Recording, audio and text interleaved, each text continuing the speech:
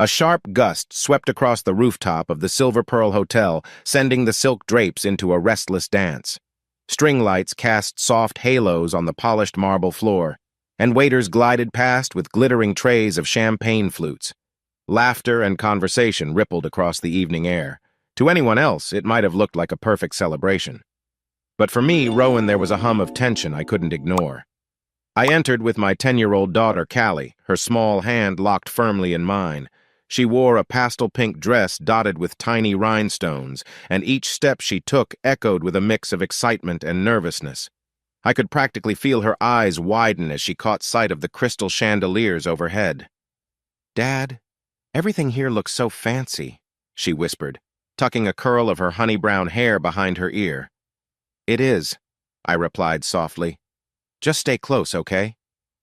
Tonight was the engagement party for Ariel, my wife Serena's younger sister, and her fiancé, Soren. I wasn't exactly part of the crowd that sipped champagne and casually discussed stock portfolios. In fact, I'd spent most of my life avoiding such gatherings. But Magnus and Teresa, Serena's parents, had insisted we be here, if only to display family unity. The moment I stepped further onto the rooftop, though, I sensed the invisible walls close in. Teresa angled her head with practiced poise, eyes slicing toward Callie. A tight smile played on her lips, but the words that followed stung like tiny needles. "Rowan," she greeted, voice crisp. "Try to keep your daughter out of trouble. We wouldn't want any incidents tonight." My jaw clenched. Callie's fingers tightened around mine. "She'll be just fine," I managed, forcing a polite smile. Before I could say more, Magnus, tall and broad-shouldered, appeared behind Teresa. He raised a glass of champagne, but the warmth on his face didn't reach his eyes. "You're here." "Good," he said, a note of disapproval woven into his tone. "Ariel and Soren's celebration is important. I trust there won't be any—" He paused, looking me up and down. "Unfortunate distractions." He turned away before I could respond, heading off to greet a pair of businessmen. I felt a surge of anger beneath my collar, hot, sudden, yet I forced myself to remain calm for Callie's sake. Serena approached, wearing a midnight blue gown that revealed her slender back and the tense line of her shoulders. She reached out to brush Callie's cheek with trembling fingers. "Sweetheart, I'm glad you could come. There's a table with non-alcoholic punch near the flower arch." Callie's face lit up. "Cool. I'm thirsty," she said. "Just be careful," Serena murmured, glancing at me with a worried expression, as though expecting me to read her mind. Her eyes seemed to say, "Please, let's not make a scene." Nodding, I led Callie toward the punch table. On the way, I overheard Teresa and Magnus in a hushed conversation behind us. "They're only here because we have to keep up appearances," Teresa said sharply. Magnus let out a disdainful huff. "Frankly, Rowan and that child are more trouble than they're worth." My stomach coiled. My pulse hammered in my ears as I tried to stay composed. Callie tugged my hand, oblivious, and I realized how fragile her innocence was in this world of pointed stares and double-edged compliments. At the punch table, crystal bowls of rubered juice sparkled under the string lights. Callie smiled up at me, excitement dancing in her hazel eyes. "Dad, can I try some?" "Just a tiny sip," I said gently. "But hold the cup tight, okay?" She nodded earnestly, carefully ladling a small amount into a clear cup.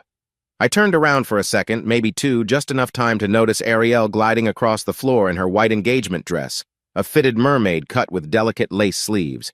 She looked every bit the star of the evening, but the tightness around her mouth hinted at the stress beneath.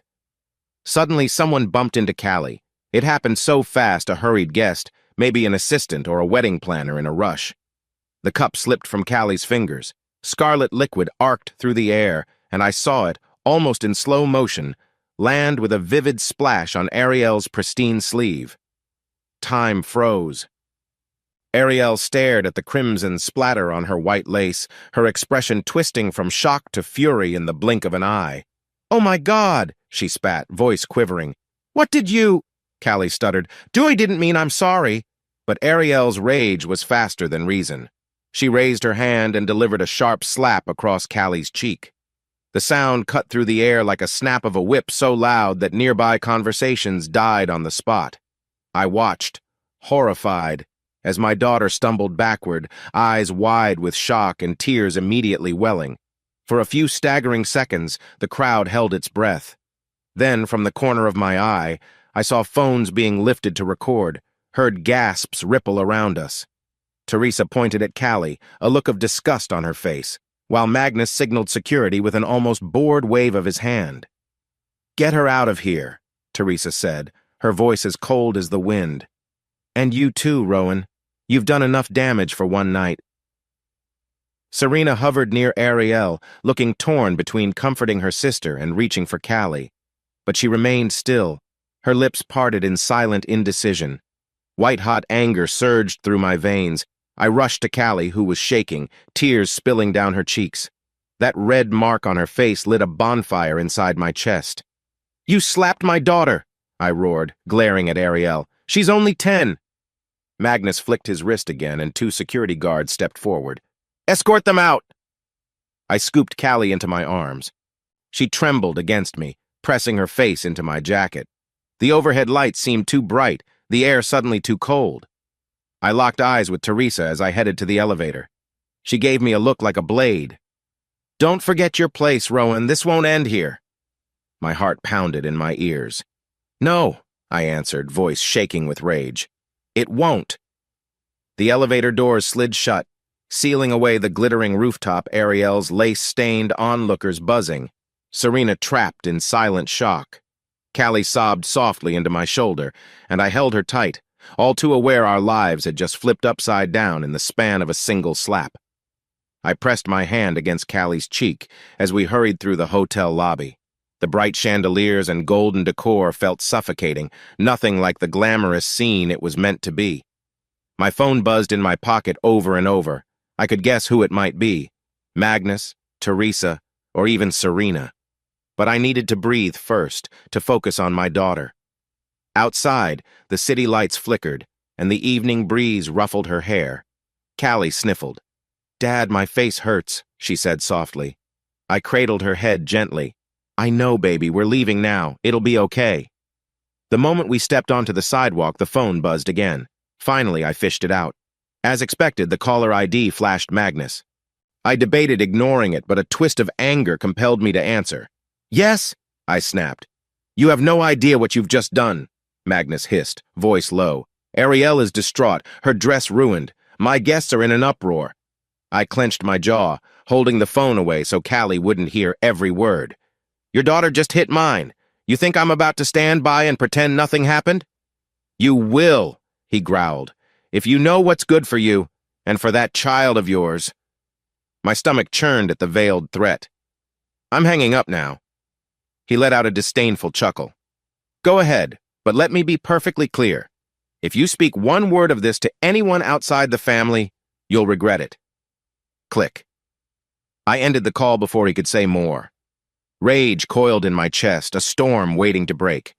Callie tugged my sleeve. "Dad, am I in trouble?" she asked, voice trembling. "I didn't mean to spill anything." My heart squeezed. "Of course not, sweetheart. You didn't do anything wrong." A taxi's headlights cut through the darkness. I flagged it down, then helped Callie into the back seat. As we pulled away, I spotted a figure rushing from the hotel doors, Serena. She hesitated, catching sight of us through the cab window, but before she could wave or call out, the car blended into the traffic. Inside, Callie leaned against me, her breath still uneven. I brushed a tear from her cheek. "We'll go to Uncle Flynn's place, okay?" "Just for tonight." She nodded. "Will Mom come too?" I hesitated, staring at the passing streetlights. "I'm not sure."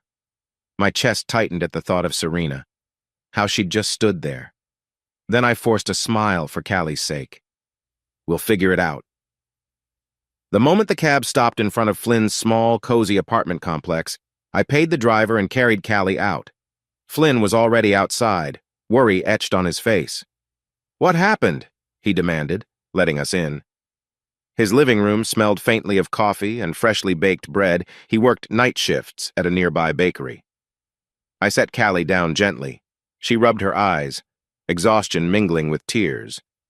Flynn crouched next to her. "Hey, kiddo," he said softly. "You okay?" She shrugged, then gave a silent nod. After a pause, she walked over to the couch and curled up, hugging a pillow to her chest. Flynn and I stepped into the tiny kitchenette. "Spill it," he said in a low voice. I recounted everything: the engagement party, the mocking looks, Ariel's furious slap. Each word made my hands shake. Flynn listened, his brow furrowing deeper by the minute. When I finished, he let out a harsh breath. "That's assault on a minor, Rowan. You can't just let them intimidate you." "Believe me, I'm not letting it slide," I muttered. My phone rang again this time. The screen showed Serena. I stared at it until it went to voicemail. Flynn gave me a grim look. Ignoring her? For tonight. I need to protect Callie. That's my top priority. I exhaled. Magnus threatened me, said I'd regret telling anyone. Flynn crossed his arms. "So you plan on telling everyone?" I swallowed hard. My mind flashed back to that instant where Callie's cheek collided with Ariel's palm. "I don't know," I admitted. "All I know is they're not getting away with this." Before Flynn could answer, Callie's small voice echoed from the couch. "Dad, can I have some water?" I rushed over, taking the glass Flynn had just poured. Kneeling beside her, I brushed her hair back. "Try to rest, honey. I'll be right here." She gazed at me with big eyes, still glossy with tears. "I want to go home," she whispered, "but I'm scared." My heart twisted. "I know. We'll figure it out together." I tucked a blanket around her shoulders. "Close your eyes now, baby. You're safe." As Callie's eyelids fluttered with exhaustion, I turned off the main light, leaving only the warm glow of a small lamp. Flynn stood behind me, arms folded. "It's not over," he said quietly. I nodded, my jaw set. "No, it's not." In the silence, I realized that by tomorrow morning, everything would look different. The question was, how much more damage could Magnus, Teresa, and Ariel do to keep their precious image intact? A single thought hardened in my chest. They picked the wrong father to threaten. Morning sunlight peeked through the dusty blinds in Flynn's living room. I sat up on the couch, stiff from a night of half-sleep. Callie dozed in Flynn's bedroom, where he'd insisted she stay so she could have a proper bed. Flynn walked in, hair damp from a quick shower. "Coffee?" he asked. I nodded gratefully. "Please." He set a steaming mug before me. "So what now?" I inhaled the bitter scent. I wish I knew. My phone blinked with new messages, 8 missed calls from Serena, 3 from an unknown number.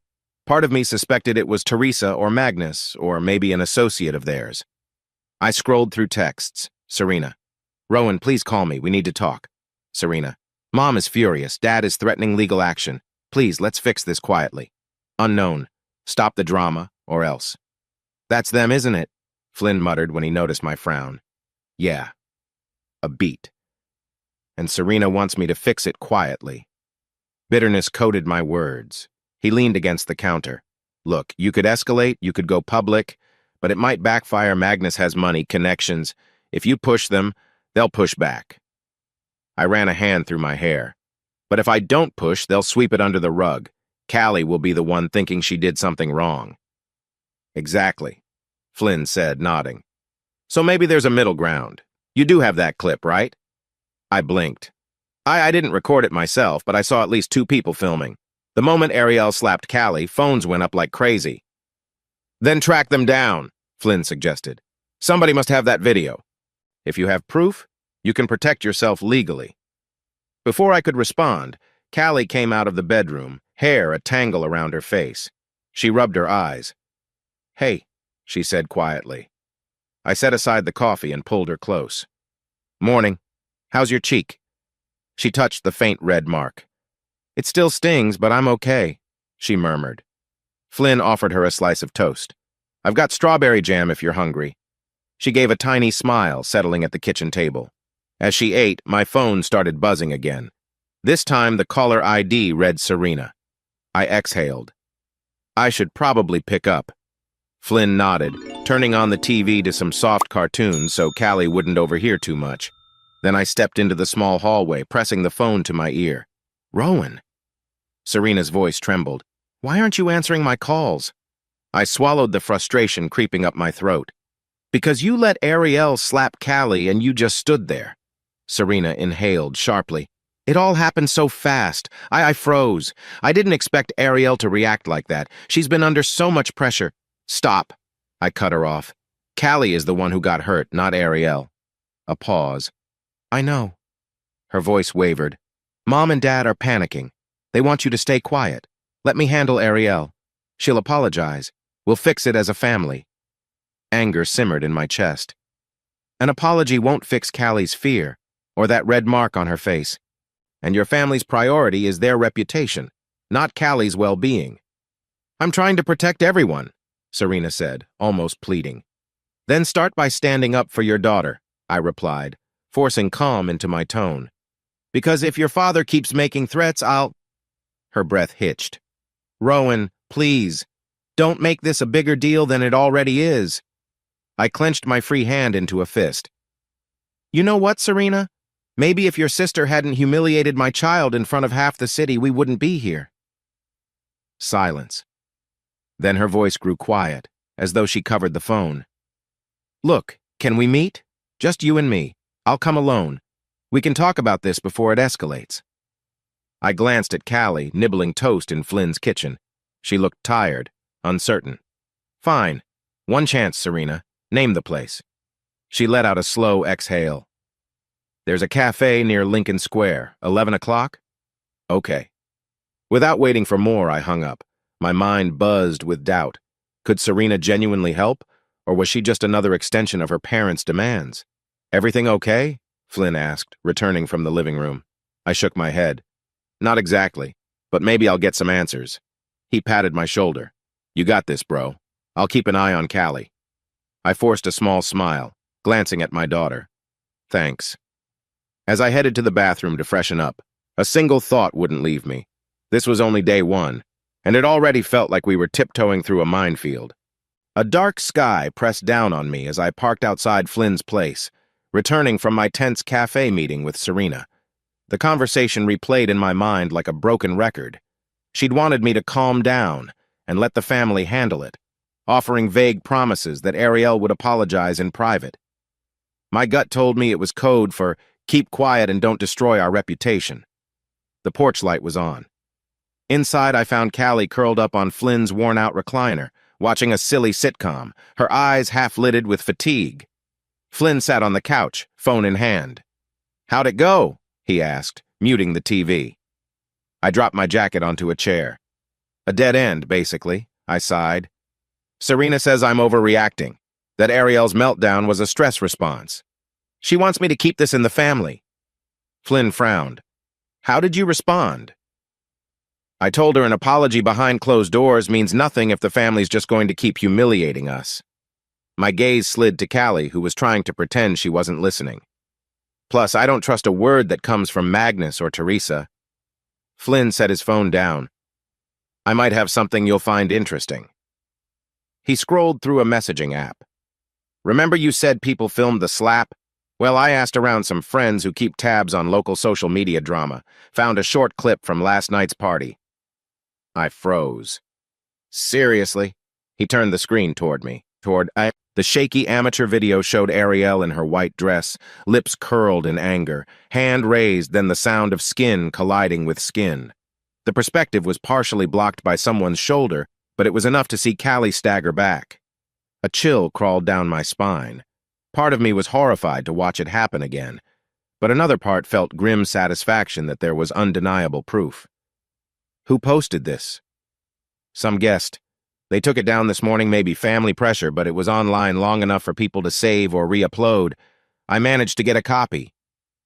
Callie turned away from the TV, her expression caught between shame and relief. Everyone can see it? I knelt beside her. It's not your fault, sweetheart, I murmured, tucking a stray curl behind her ear. Ariel did something terrible, and it shouldn't be hidden. Her eyes flicked to the phone. Will people think I'm weak? My heart constricted. No, honey. They'll see that an adult hurt a child. That's on her, not you. She nodded slowly, her fingers gripping the armrest. I trust you, Dad. I leaned in, pressing my forehead to hers for a moment. Then I stood up, motioning for Flynn to follow me into the hallway. Quietly, I said, "We can post this publicly or give it to a lawyer. Something tells me Magnus will try to bury it, though." Flynn nodded. "Yeah, he'll fight tooth and nail. But it's your call. You want to blow it wide open?" A swirl of conflicting emotions churned in my gut. If I stay silent, it's like telling Callie that we have to bow to them like they get to do whatever they want because they have money and power. He pursed his lips. "That's a powerful statement, man, but it's also war. They'll come at you hard." I took the phone from Flynn, staring at the paused frame of Ariel's hand mid-swing. My jaw tightened. Then let them. Before I could overthink it, I drafted a social media post. She's only 10. This happened at Ariel's engagement party last night. It isn't okay. I attached the video clip. My thumb hovered over the post button, my heart pounding. A memory of Magnus's threats flashed in my mind, but so did Callie's tear-streaked face. I pressed post. A moment later, it went live. Almost instantly, the phone buzzed with notifications. Views started climbing. Comments appeared, some in shock, some in anger. A few doubted the video's context, but many more were outraged that an adult would strike a child. Flynn whistled under his breath. Well, there's no turning back now. I exhaled sharply, feeling both terrified and liberated. She's my daughter. I refused to let them trample us. From the living room, Callie's soft voice called, "Dad." I stepped back in, forcing a gentle smile. "Yeah, baby." She watched me with solemn eyes. "I love you." My chest tightened. "I love you too, Callie." As night deepened, I found myself sitting alone with the phone in hand, the screen lighting up with wave after wave of reactions. My mind churned with what might happen next. Lawsuits, more threats, maybe an apology, though it would likely be a hollow one. But I knew I couldn't regret standing up for Callie. Let them come. Because if the last 24 hours had taught me anything, it was that a father's love can be just as ferocious as any empire built on wealth and pride. Sunlight crept into Flynn's modest living room, highlighting the mismatch of second-hand furniture and the faint smell of leftover pizza from last night. I blinked awake, my neck stiff from sleeping upright on the couch. As soon as I grabbed my phone, it buzzed with an onslaught of notifications. "Teresa, take that video down, Rowan. You have no right blocked number. You're making a big mistake. Serena, please call me. This is getting out of hand." My jaw clenched. I scrolled through half a dozen more texts echoing the same theme. Remove the clip or face the consequences. Beneath each threat, I felt the same cold undertone, the Devereaux family's power, pressing on my chest like a heavy weight. A soft rustling drew my attention to the hallway. Callie emerged, hair tousled, wearing one of Flynn's oversized t-shirts as a pajama. She rubbed her eyes. "Morning, Dad." I forced a smile. "Hey, kiddo. How'd you sleep?" She shrugged. "Okay, I guess." Her gaze flicked to my phone. "Is everyone mad at me?" My heart twisted. "No, honey. They're angry at being exposed. Aunt Ariel's the one who hit you. None of this is on you." Callie fiddled with the hem of the shirt. "But the phone keeps buzzing. I heard it at night, too." Flynn stepped in from the kitchen, carrying 2 mugs of instant coffee. He wore a rumpled t-shirt emblazoned with some old band logo. "It's blowing up online, Rowan. The clip's got thousands of views already. Comments are intense." I took a mug from him and stared at the swirling steam. Let them be intense. Ariel struck my daughter in front of a room full of people, and apparently someone else caught it on camera, too. I exhaled. This is bigger than I expected. Callie sat beside me, leaning her head against my arm. "Dad, why would Aunt Ariel do that? Did I do something so bad?" The tremble in her voice cut deep. "No, sweet girl." I placed an arm around her shoulders. "You spilled a little punch by accident. That's all. Ariel, she let her anger take over." Flynn cleared his throat, glancing at us. "Ro, you should know some folks out there are calling it child abuse, demanding Ariel face legal action. #Justice for Callie is trending in a couple of local groups." I set my coffee down, more determined than ever. Then it's time I stand by that. I'm not backing down because a few bullies want to keep their reputation spotless. A sudden chime on my phone made me glance down. An incoming text from Teresa. The preview read, "Remove it or else." No greeting, no courtesy, just a threat. I felt the tension coil in my gut. My voice dropped to a murmur. "She's doubling down." Flynn snorted. "No surprise. She was giving you that scornful eye at the party." Callie sniffled, eyes darting between us. "Grandma Teresa is mad at me too?" I rubbed her back gently. "She's mad at me, not you." Then I mustered a reassuring grin. "How about breakfast?" "Flynn has cereal, eggs, maybe not the greatest feast, but we'll manage." She nodded, still subdued. Flynn headed back to the kitchen, rattling pans. I scrolled through a couple more messages. One from a friend of mine, Nicole, who worked at a local marketing firm. Nicole: "Rowan, I saw the video. It's horrifying. Let me know if you need help. I have PR contacts." I typed back quickly. "Appreciate it, Nicole. Might take you up on that soon." Within minutes, Flynn emerged with scrambled eggs that looked more like lumps. We didn't complain. Callie poked at hers with a fork. "Dad, do I have to go to school?" I hesitated. "Not yet. We'll figure something out in case reporters show up or if you're not feeling safe." My phone buzzed again this time, a call from Serena. I let it ring out. Callie noticed. "Aren't you gonna answer, Mom?" I swallowed hard. "Later, baby. Let's just eat. We'll handle everything else step by step." A lull settled over us, punctuated by the scrape of forks. Outside, birds chirped a morning tune, blissfully unaware of the social media storm roiling on the internet. For a fleeting moment, I wished I could shield Callie from all of it. But the damage was done. Everyone had seen. Everyone had opinions, demands, or judgments. As we finished breakfast, Flynn took the dishes to the sink. I pulled Callie aside, crouching down so we were eye to eye. "Listen, if you ever feel worried or want to talk about what happened, you tell me no matter what." She paused, then nodded, her lip trembling slightly. "I'm scared, Dad, but I trust you." That lump in my throat got heavier. "I'll protect you. I promise." I kissed her forehead, smoothing her hair. The morning sun grew brighter, streaming through the small living room window. More calls, more texts, but I couldn't look away from my daughter's anxious face. The phone could wait another minute, because we'd stepped into a battle, and in battles, you stand by your loved ones first. An hour later, I found myself across from Serena at a rustic cafe off Lincoln Boulevard.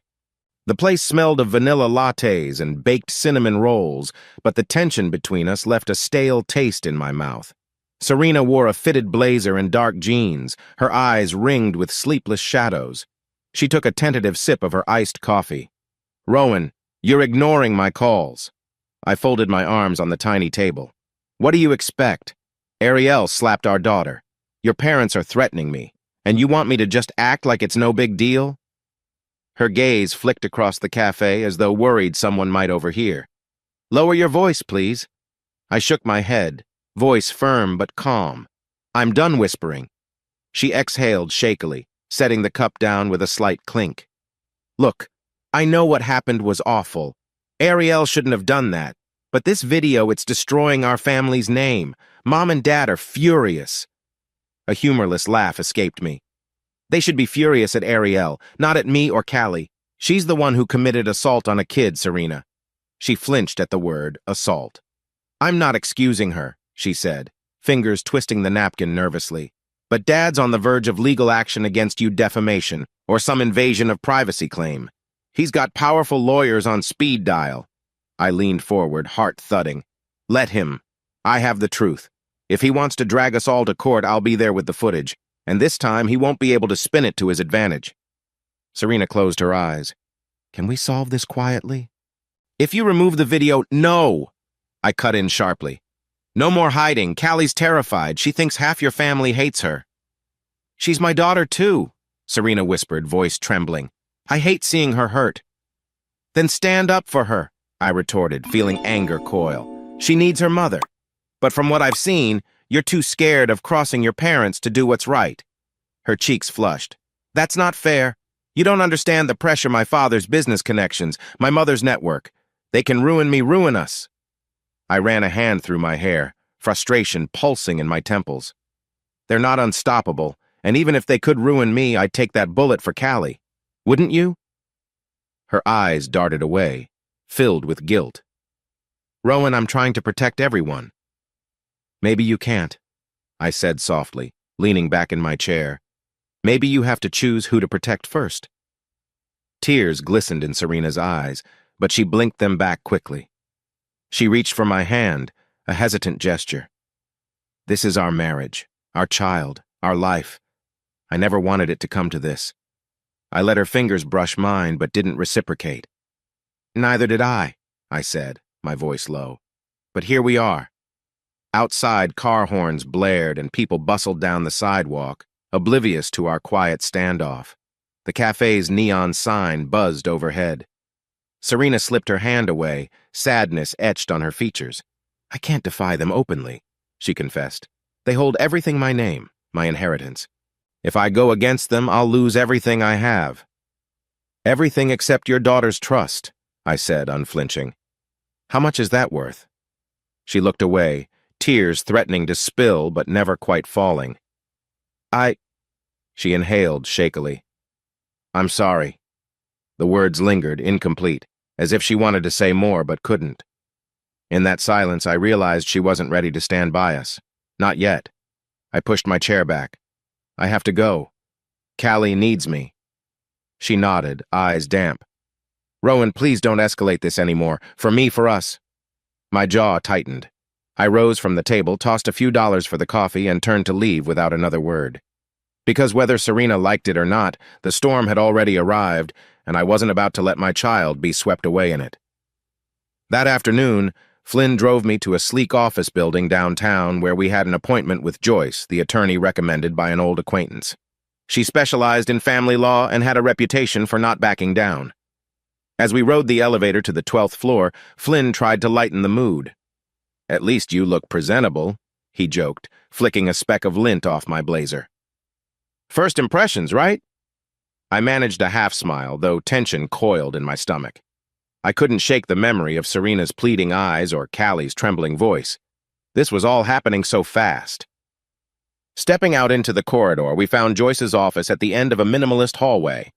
A slender woman in her mid-40s, Joyce greeted us with a firm handshake and led us into a conference room lined with law books and awards. She wore a charcoal gray suit and had sharp eyes that reminded me of a hawk about to zero in on prey. "Rowan, correct?" she asked, motioning for us to sit. "I've read the summary you emailed about your daughter, the slap and the video." "Yes," I began, clearing my throat. "My sister-in-law, Ariel, assaulted my 10-year-old daughter at an engagement party. It was caught on camera, and we posted it online. Now my in-laws are threatening me to take it down and remain silent. They're powerful." Joyce folded her hands on the table. "Powerful doesn't necessarily mean invincible. We have child protection laws, assault statutes, and you mentioned emotional distress for your daughter?"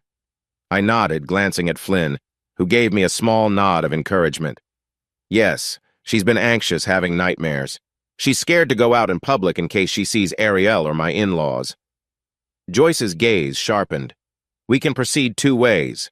A criminal route, pressing charges for battery on a minor, and a civil route, suing Ariel for damages.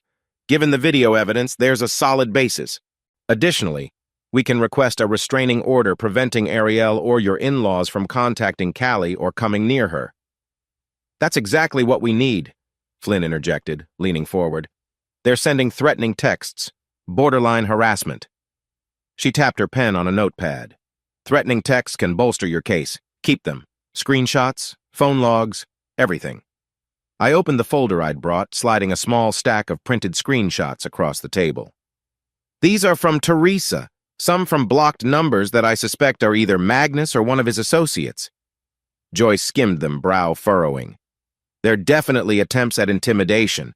I'll attach these as evidence when we file. But be prepared, they'll likely file counterclaims. Maybe defamation if they think the video misrepresents events. They have money for top-tier legal teams." A wry grin tugged at my lips. "I'm used to them throwing their weight around. That's how they keep the family in line." Joyce nodded. "I'll draft the paperwork for a civil lawsuit plus a protective order for Callie. We'll also explore a possible criminal complaint, but let's see how the DA's office responds. The main thing is, do you want to escalate fully right now?" My stomach churned. Escalation meant a public legal battle, relentless media coverage, deeper scars for Callie. But not escalating meant letting Ariel walk away scot-free. I clenched my jaw. Yes, I said quietly, feeling my pulse spike. She's my daughter. I can't let them bully us into silence. Joyce's expression turned resolute. Then let's do this. She scribbled notes, then looked back at me. The moment I file, you'll likely receive a barrage of legal threats from them. Don't panic. That's standard in high-conflict cases. I'll keep you updated. And if anyone tries to approach Callie, call me immediately. The gravity of it all weighed on me. Thank you, I murmured. I appreciate your help. She slid a business card across the table. I'm available 24/7 for emergencies.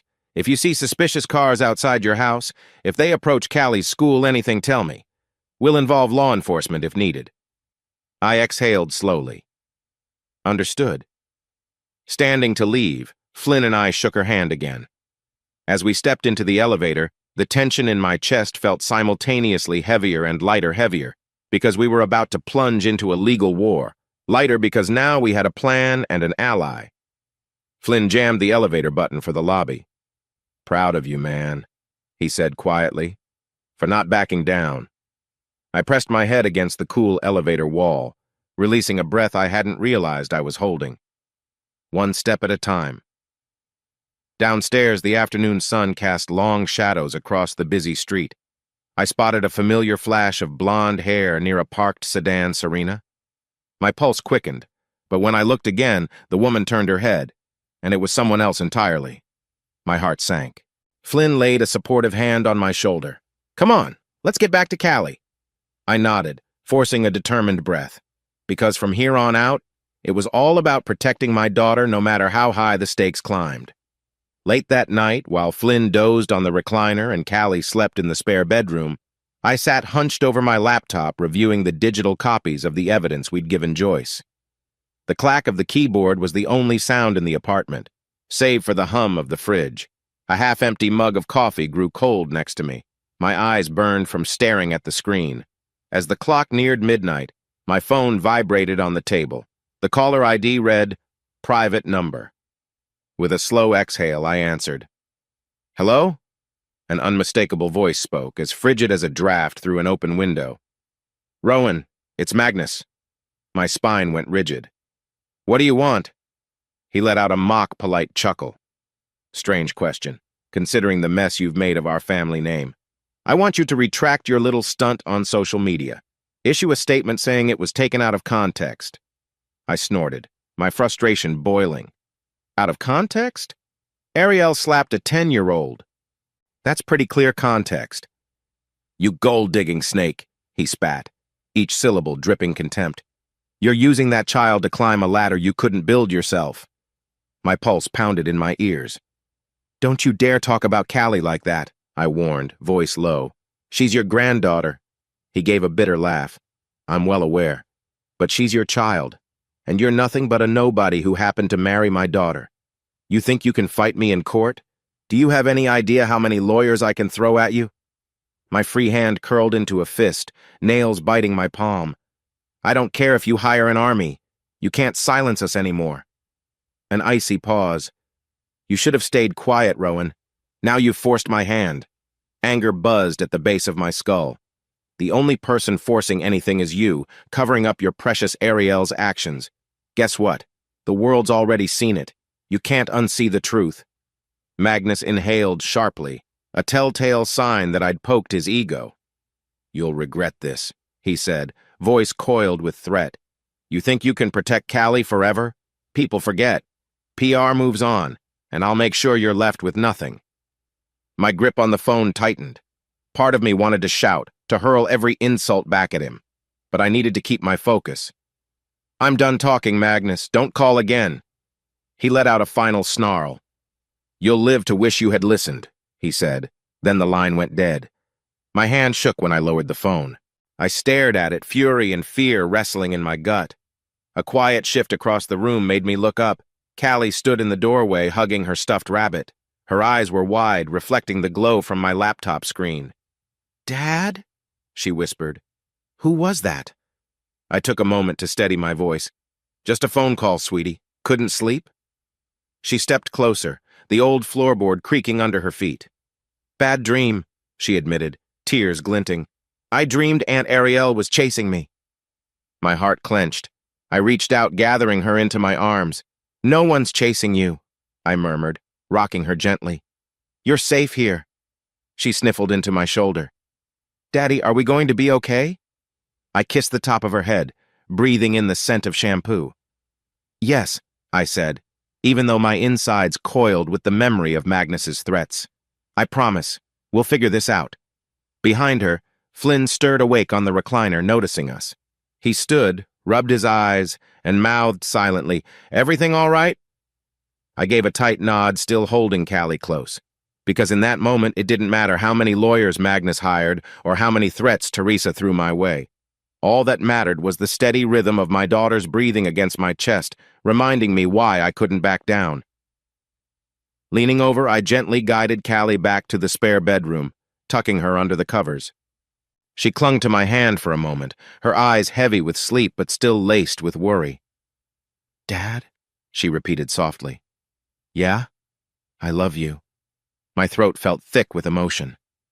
I love you too, I whispered. Always.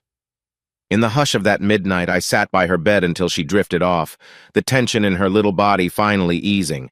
And as I watched her exhale slow, I vowed to myself once again, Magnus can threaten all he wants, but I won't let Callie be hurt again. Not now.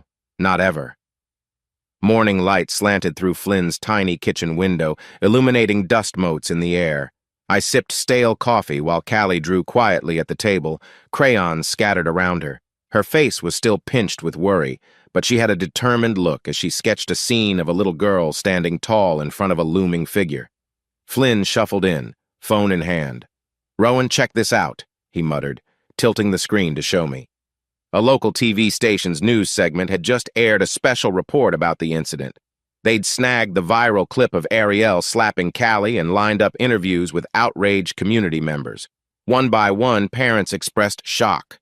A youth counselor described how violence against a child is unacceptable, especially from a trusted adult. The broadcast ended with an anchor stating that Ariel Devereaux faced possible legal repercussions.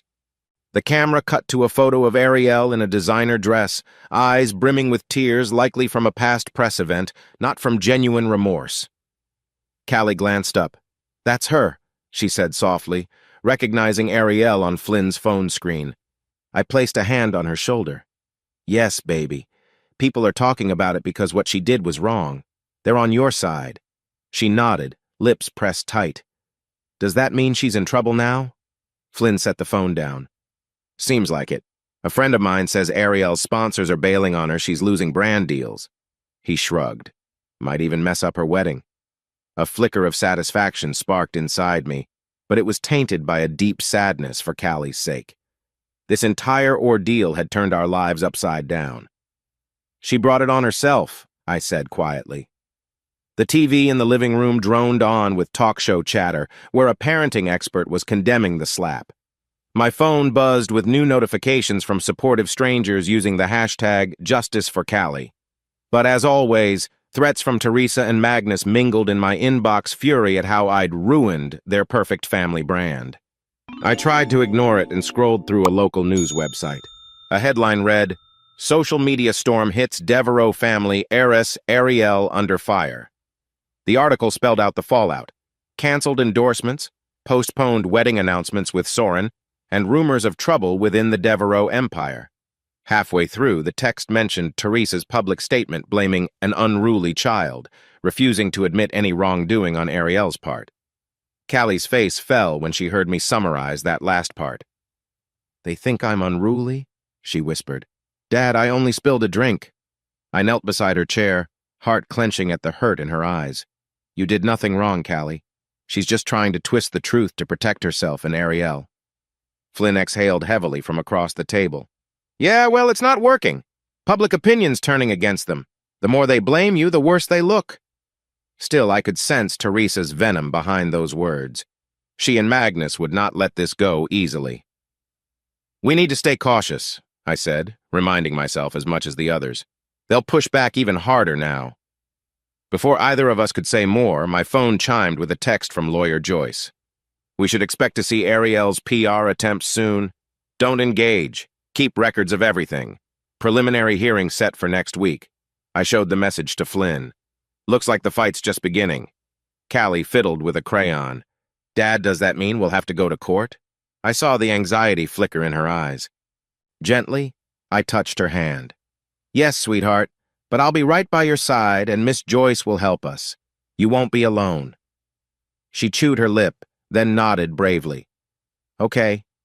In that moment, I realized that despite all the chaos swirling outside news segments, social media hype, and the Devereaux family's retaliation, Callie was the one who kept me grounded. Her quiet strength was more powerful than the headlines. It reminded me why we had to see this through to the end. With a trembling sigh, I slipped my phone into my pocket. All right, I said, glancing between Callie and Flynn. We deal with it one step at a time. Let them talk. Let them threaten. We'll keep telling the truth. Flynn patted my shoulder. Damn right. As the morning sunlight caught Callie's drawing, I noticed she'd added a little heart near the girl's head. Amid everything, my daughter still found room for hope, and that was something the Devereaux family's power plays could never take away. A few days later, I met Serena on a bench outside a small playground. The chain-link fence rattled in the breeze, and children inside laughed and chased each other in a swirl of bright jackets and backpacks. On any other day, it would have been comforting background noise. But Serena's drawn face and restless posture told me she'd barely slept. She fiddled with a paper coffee cup, eyes darting away when she spoke. Rowan, the wedding's in limbo. Ariel's sponsors have all canceled, and Soren's mother is furious about the bad press. Her voice wavered. Dad blames you for everything. A bitter taste coated my tongue. Classic. Blame me, not the adult who slapped a child. She glanced at me, guilt apparent. I'm caught in the middle. Dad's insisting I pressure you to remove the clip. Mom keeps demanding I control my husband. But then there's Callie, and I don't know which side to choose. I inhaled slowly. This isn't about sides, Serena. It's about right and wrong. Ariel physically hurt our daughter. Your parents are covering for her, simple as that. She trembled. Dad threatened to cut my financial support. He says if I don't make you back down, I'll be on my own. My job at the family foundation, poof, gone. I swallowed the urge to scold her for worrying about money over Callie's well-being. Instead, I kept my voice steady. Look, I'm sorry you're in this mess, but I can't let Callie grow up thinking she has to accept abuse just because someone has power. Her eyes filled with tears. I tried talking to Ariel. I went to her condo thinking I could get her to see reason. But she wouldn't stop ranting about losing brand deals and how she's the real victim because everyone's turned against her. That brought a surge of anger into my chest. The real victim? Unbelievable. Serena's lips trembled as she sipped her coffee. She called Callie clumsy and spoiled, said your stunt has destroyed her image. She barely mentioned feeling remorse. I rubbed my temples, frustration pounding. That's who you're dealing with, Serena. A grown woman who can't admit she did something horribly wrong. Do you still think I should protect her from the consequences? A shaky breath escaped her. No. I just wanted to salvage some peace. But Ariel won't even apologize. And Mom's telling the press that Callie provoked Ariel. It's insane. A wave of sadness washed over me at the mention of Teresa's smear tactics.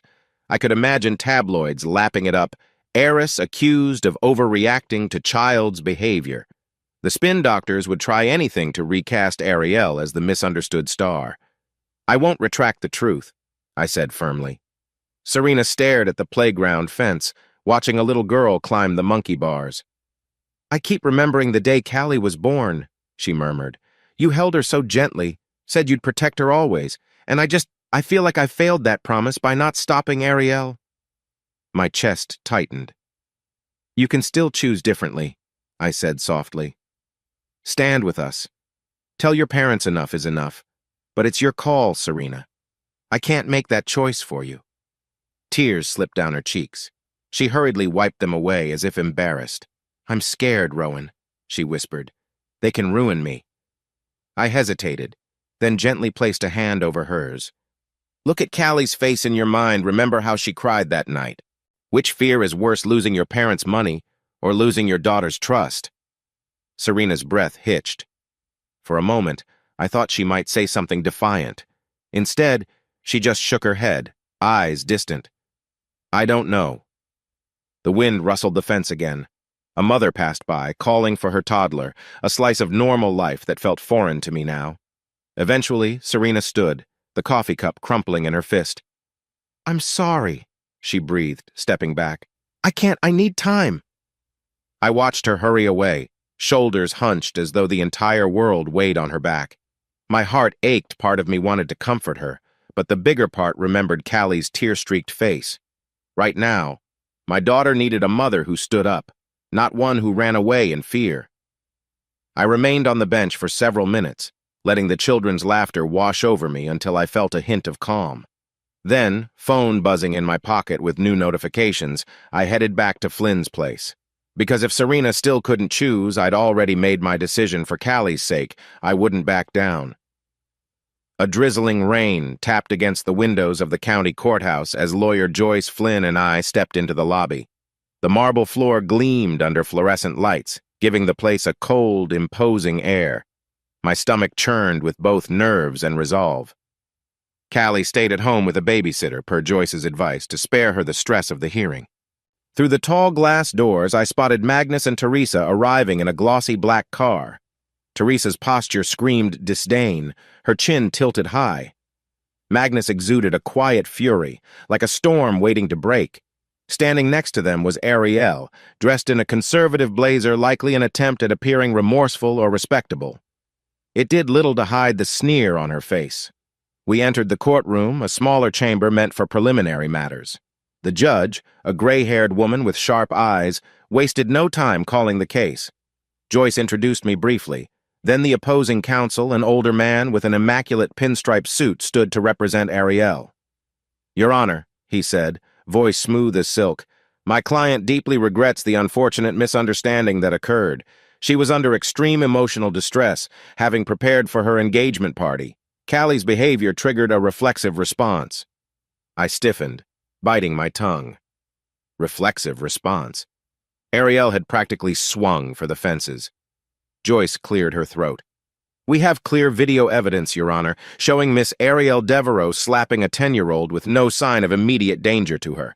It was an unprovoked act of violence. Pinstripe suit brushed imaginary dust off his lapel. The video only captures a moment in time. We intend to prove my client was startled and inadvertently raised her hand to protect herself from spilled punch.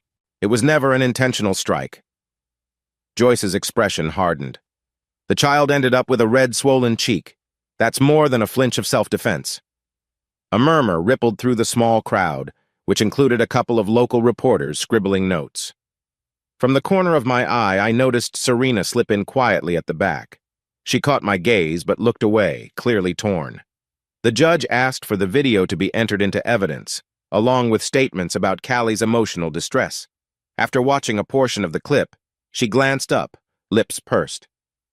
Miss Devereaux, she said, addressing Ariel directly, the footage is quite clear that you struck a minor.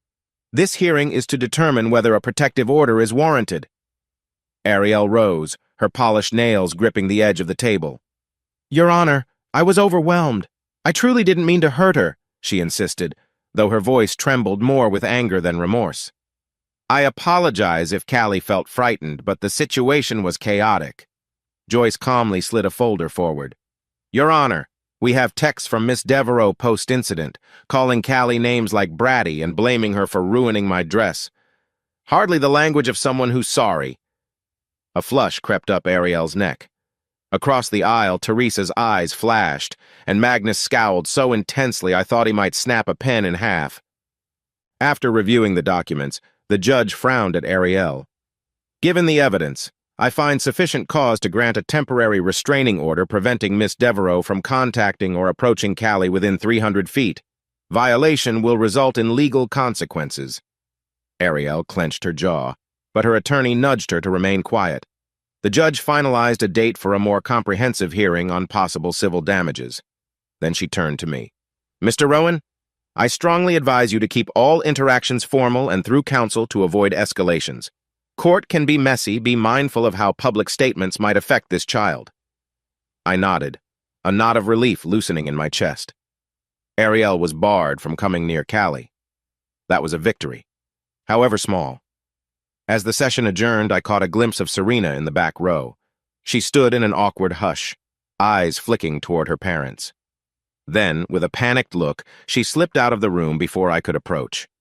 Once outside, Flynn exhaled a long breath. Well, that's progress. Joyce nodded. It's only a preliminary step, but it's something. The final hearing could still get ugly. Magnus and Teresa swept past us, ignoring my presence.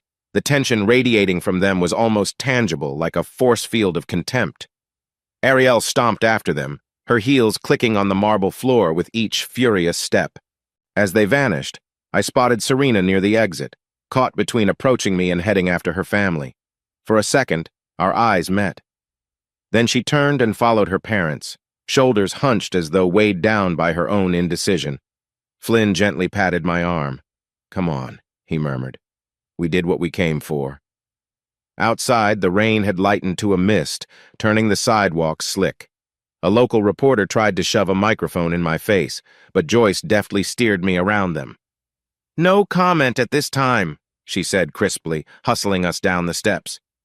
Despite the damp chill, a small spark of relief glowed inside me. Callie was safer now. Ariel couldn't just show up and intimidate her.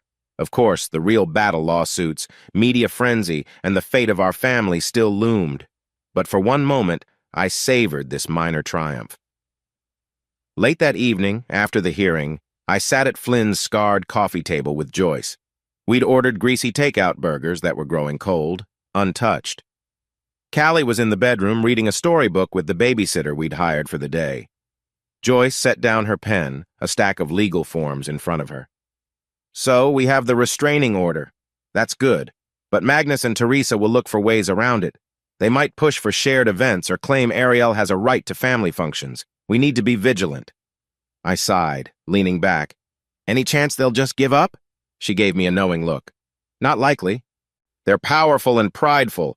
They'll keep fighting, maybe even try to paint you as an opportunist exploiting your daughter for attention. We'll handle it." Flynn, sprawled on the couch, folded his arms. "What about relocating? Rowan's been talking about moving somewhere safer, at least for a while." I nodded. "Yeah, I hate uprooting Callie, but if they keep harassing us, I can't keep her locked in this apartment. She's anxious all the time. I don't want her stumbling across paparazzi or random people harassing her." Joyce pursed her lips. "It could help, at least for peace of mind. But be sure you can handle the logistics, new school, new routine, and keep me updated on your address for any legal documents."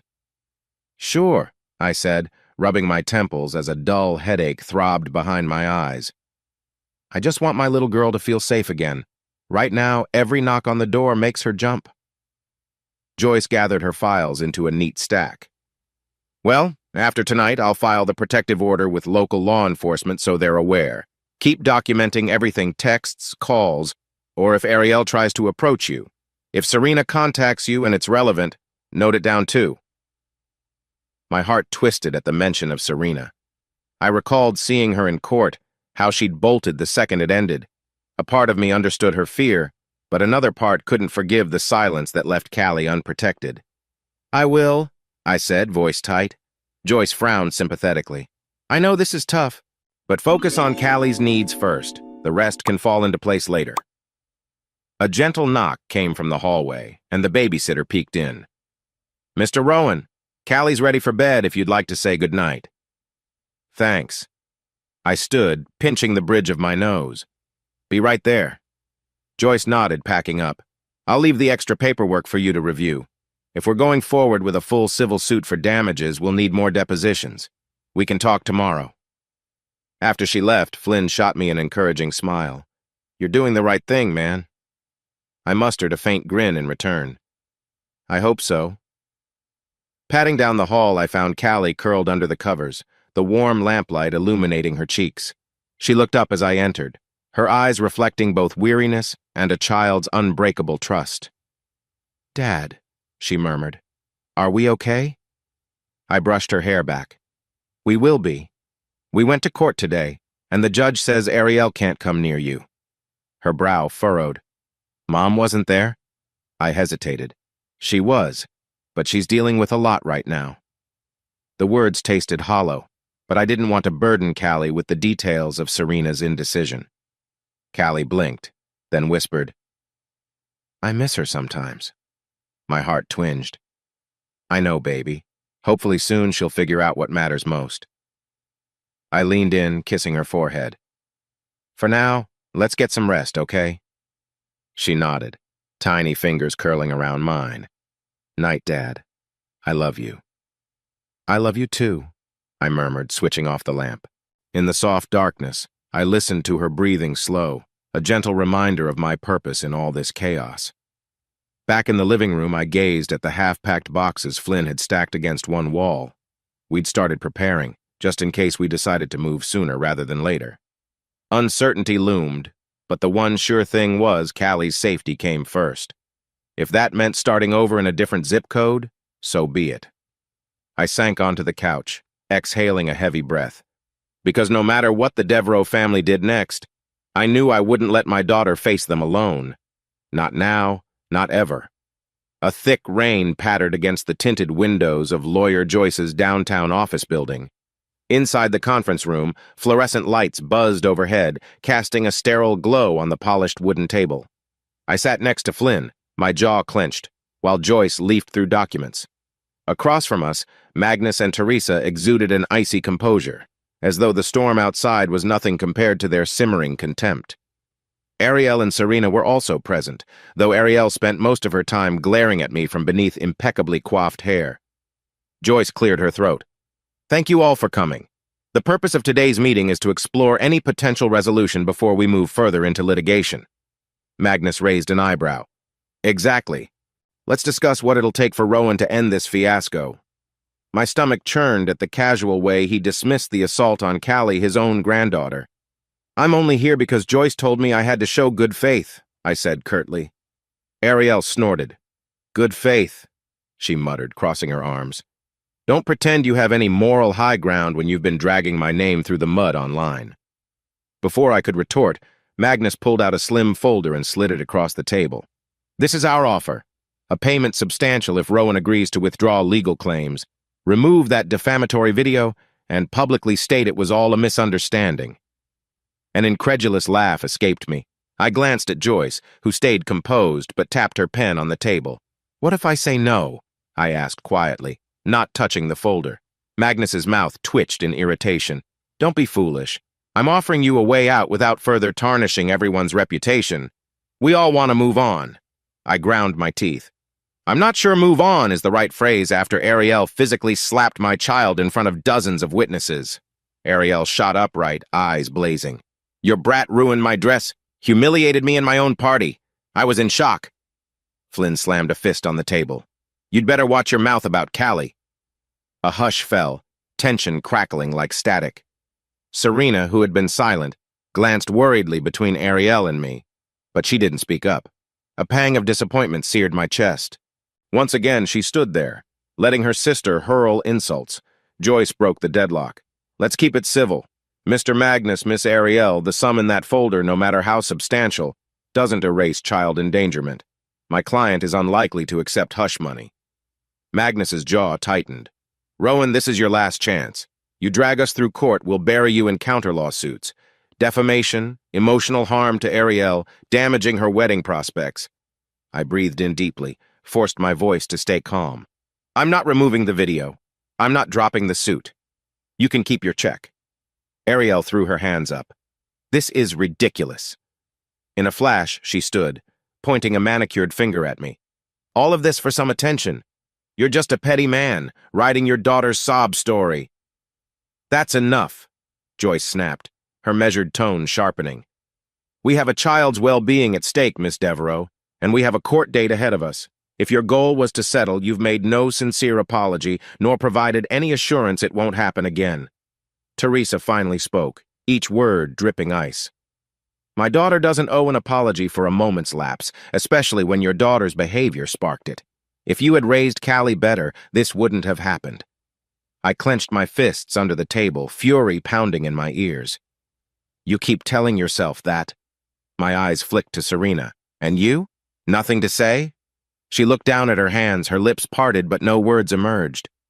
The silence from her corner felt like a betrayal all over again. Magnus rose, gathering the untouched folder. We're done here. I tried to be magnanimous. He shot me a warning glare. Don't expect another offer. As the Devereaux moved to leave, Ariel hissed under her breath. You'll regret this. Just watch. Her heels clicked on the tile, each step echoing finality. After they left, only Serena lingered at the doorway, gaze flitting between me and her retreating family. She looked anguished but still said nothing, then turned to follow them. I let out a shaky breath. Joyce gave me a sympathetic nod, packing her files. Flynn placed a supportive hand on my shoulder. They expected you to roll over, he murmured. You didn't. No, I murmured, tears of frustration prickling at the back of my eyes. And I won't. Callie deserves better. For a second, I wished Serena had stormed out with them in equal rage, but her meek exit stung more than any insult, because that quiet inaction said everything about where her loyalty lay, and it wasn't with me or our daughter. I stood, heart pounding, gaze fixed on the door where Serena disappeared. Come on, I said to Flynn and Joyce. We're done here too. And just like that, I walked away from the table, away from the folder stuffed with hush money, because no matter the cost, I was not selling my child's safety or her future to a family that refused to face their own guilt. A week later, I found myself back in the county courthouse, pushing through a throng of reporters jockeying for sound bites. Cameras flashed, microphones were shoved forward, and voices overlapped in a cacophony. Mr. Rowan, is it true you rejected a settlement? Do you think Ariel's influence is behind these new countersuits? Flynn shielded me as best he could, clearing a path toward the courthouse doors. Callie stayed at home this time. There was no need for her at a formal trial session yet, and I refused to subject her to this media circus. The weight of each step reminded me why I was here. To stand for my daughter, no matter how many cameras pointed in my face. Inside, the courtroom was larger than before, lined with wooden pews for spectators. Joyce sat beside me, reviewing notes. Across the aisle, Magnus, Teresa, and Ariel whispered with a pair of suited attorneys. Serena was absent from their row, though an unexpected emptiness. I couldn't decide if that made me relieved or disappointed. When the judge entered, the room fell silent. We all rose, then settled. This is the civil hearing to address damages and mental distress claims filed by Mr. Rowan on behalf of Callie, the judge announced in a measured tone. Joyce stood. Your Honor, we have new evidence that underscores the severity of Miss Ariel Devereaux's actions. First, depositions from witnesses at the engagement party confirm there was no threat to Miss Devereaux at the time of the slap. Second, we have additional text messages from Miss Devereaux that show a clear lack of remorse. These messages were only recently uncovered. She displayed copies of those texts on a screen for the judge to review. In them, Ariel called Callie annoying and a walking disaster, raging about how the child ruined my big moment. The sense of entitlement practically dripped off the screen. A hush fell over the courtroom. Across the aisle, Ariel rolled her eyes, her posture rigid with indignation. Teresa clenched her jaw, glaring at me as if I'd personally forged the text to frame her daughter. Magnus's attorney rose, voice velvet smooth. Your Honor, these texts were private, venting messages. They do not demonstrate an intentional act of cruelty. And Miss Devereaux continues to maintain that she acted reflexively under stress. Furthermore, my client has faced online harassment and reputational harm, orchestrated by Mr. Rowan's social media postings. Joyce arched an eyebrow. We are within our First Amendment rights to share the truth of a public incident involving violence against a minor. The texts simply prove Miss Devereaux's state of mind, blame, shifting, and disdain for the child she struck. As arguments volleyed back and forth, I noticed Serena slip into a seat near the back. She wore a dark blouse, her hair pulled into a neat bun, face tight with tension. She avoided her parents' gaze entirely, and from the corner of my eye, I saw Teresa glance over in shock, lips pressed into a thin line. The judge took a moment to review the texts and witness statements. Given the evidence, I find it plausible that Miss Devereaux's actions were not merely reflexive, but motivated by anger, as indicated by her own words. Whether or not to award damages, and in what amount will be determined when we conclude evidentiary hearings. The formal hearing had begun, and I could see the cracks forming in the Devereaux family's facade. Ariel fiddled with a pen, flipping it between her fingers in agitation, while Magnus's face turned an alarming shade of red. The slightest possibility that they might actually lose this case had clearly rattled them. Just before recess, Joyce spoke again.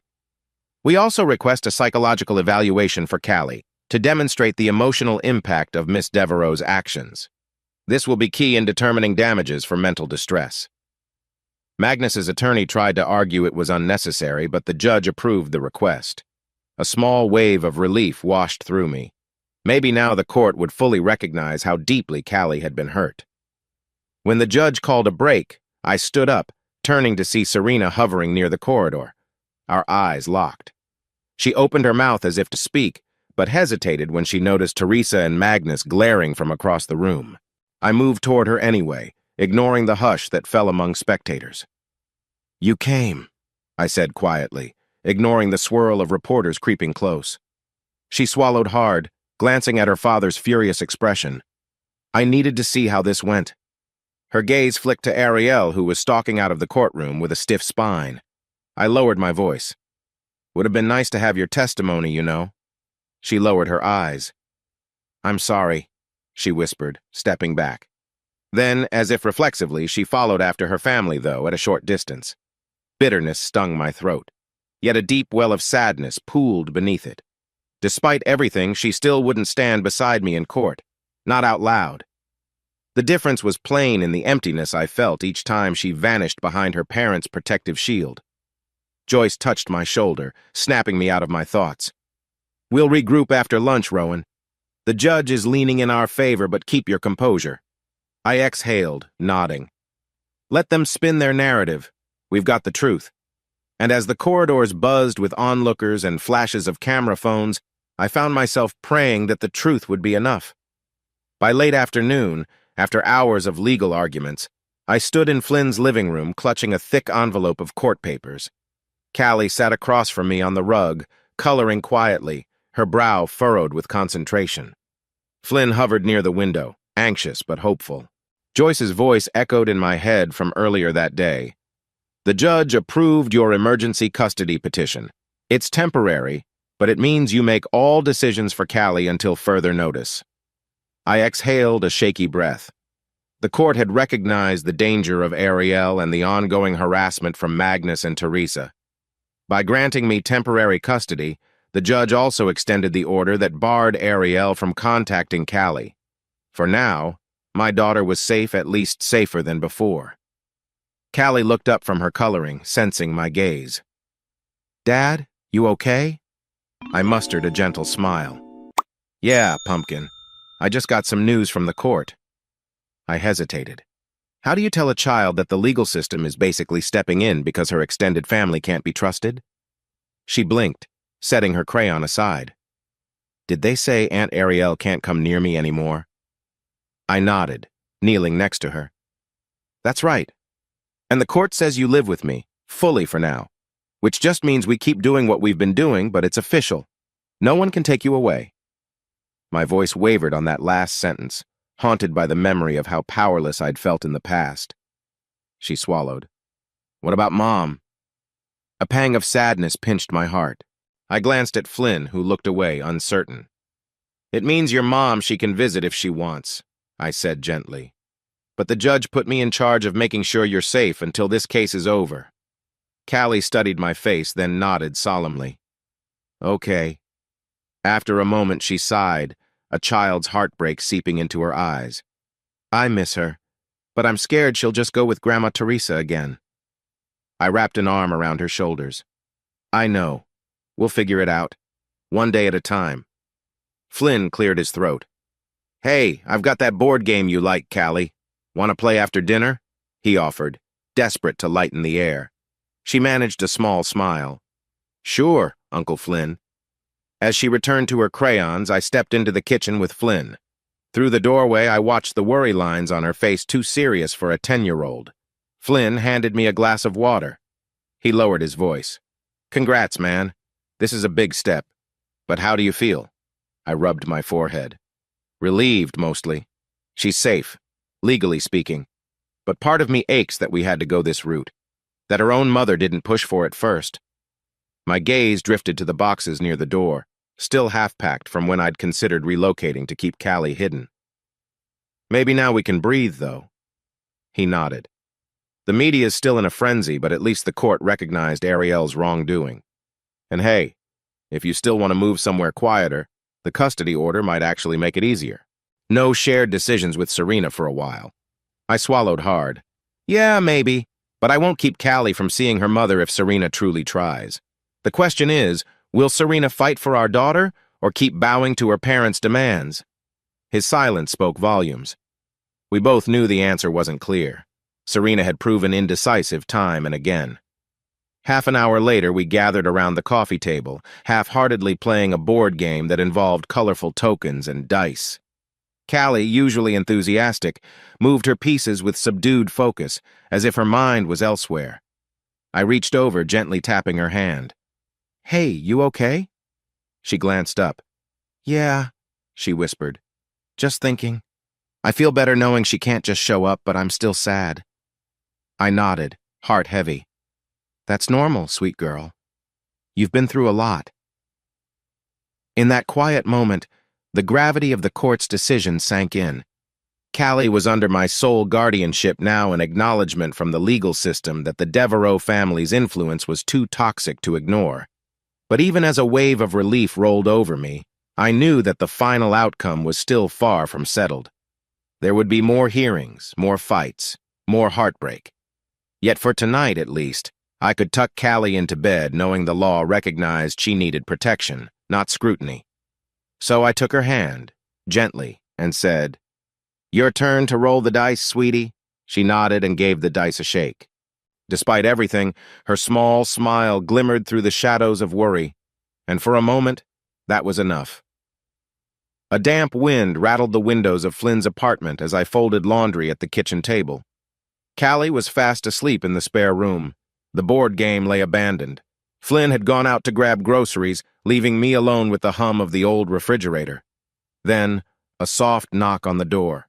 My chest tightened. It was almost midnight. No one would come here at this hour without reason. Heart pounding, I moved cautiously to the peephole. Through the distorted lens, I saw Serena, shoulders hunched under a hoodie, her eyes rimmed with exhaustion.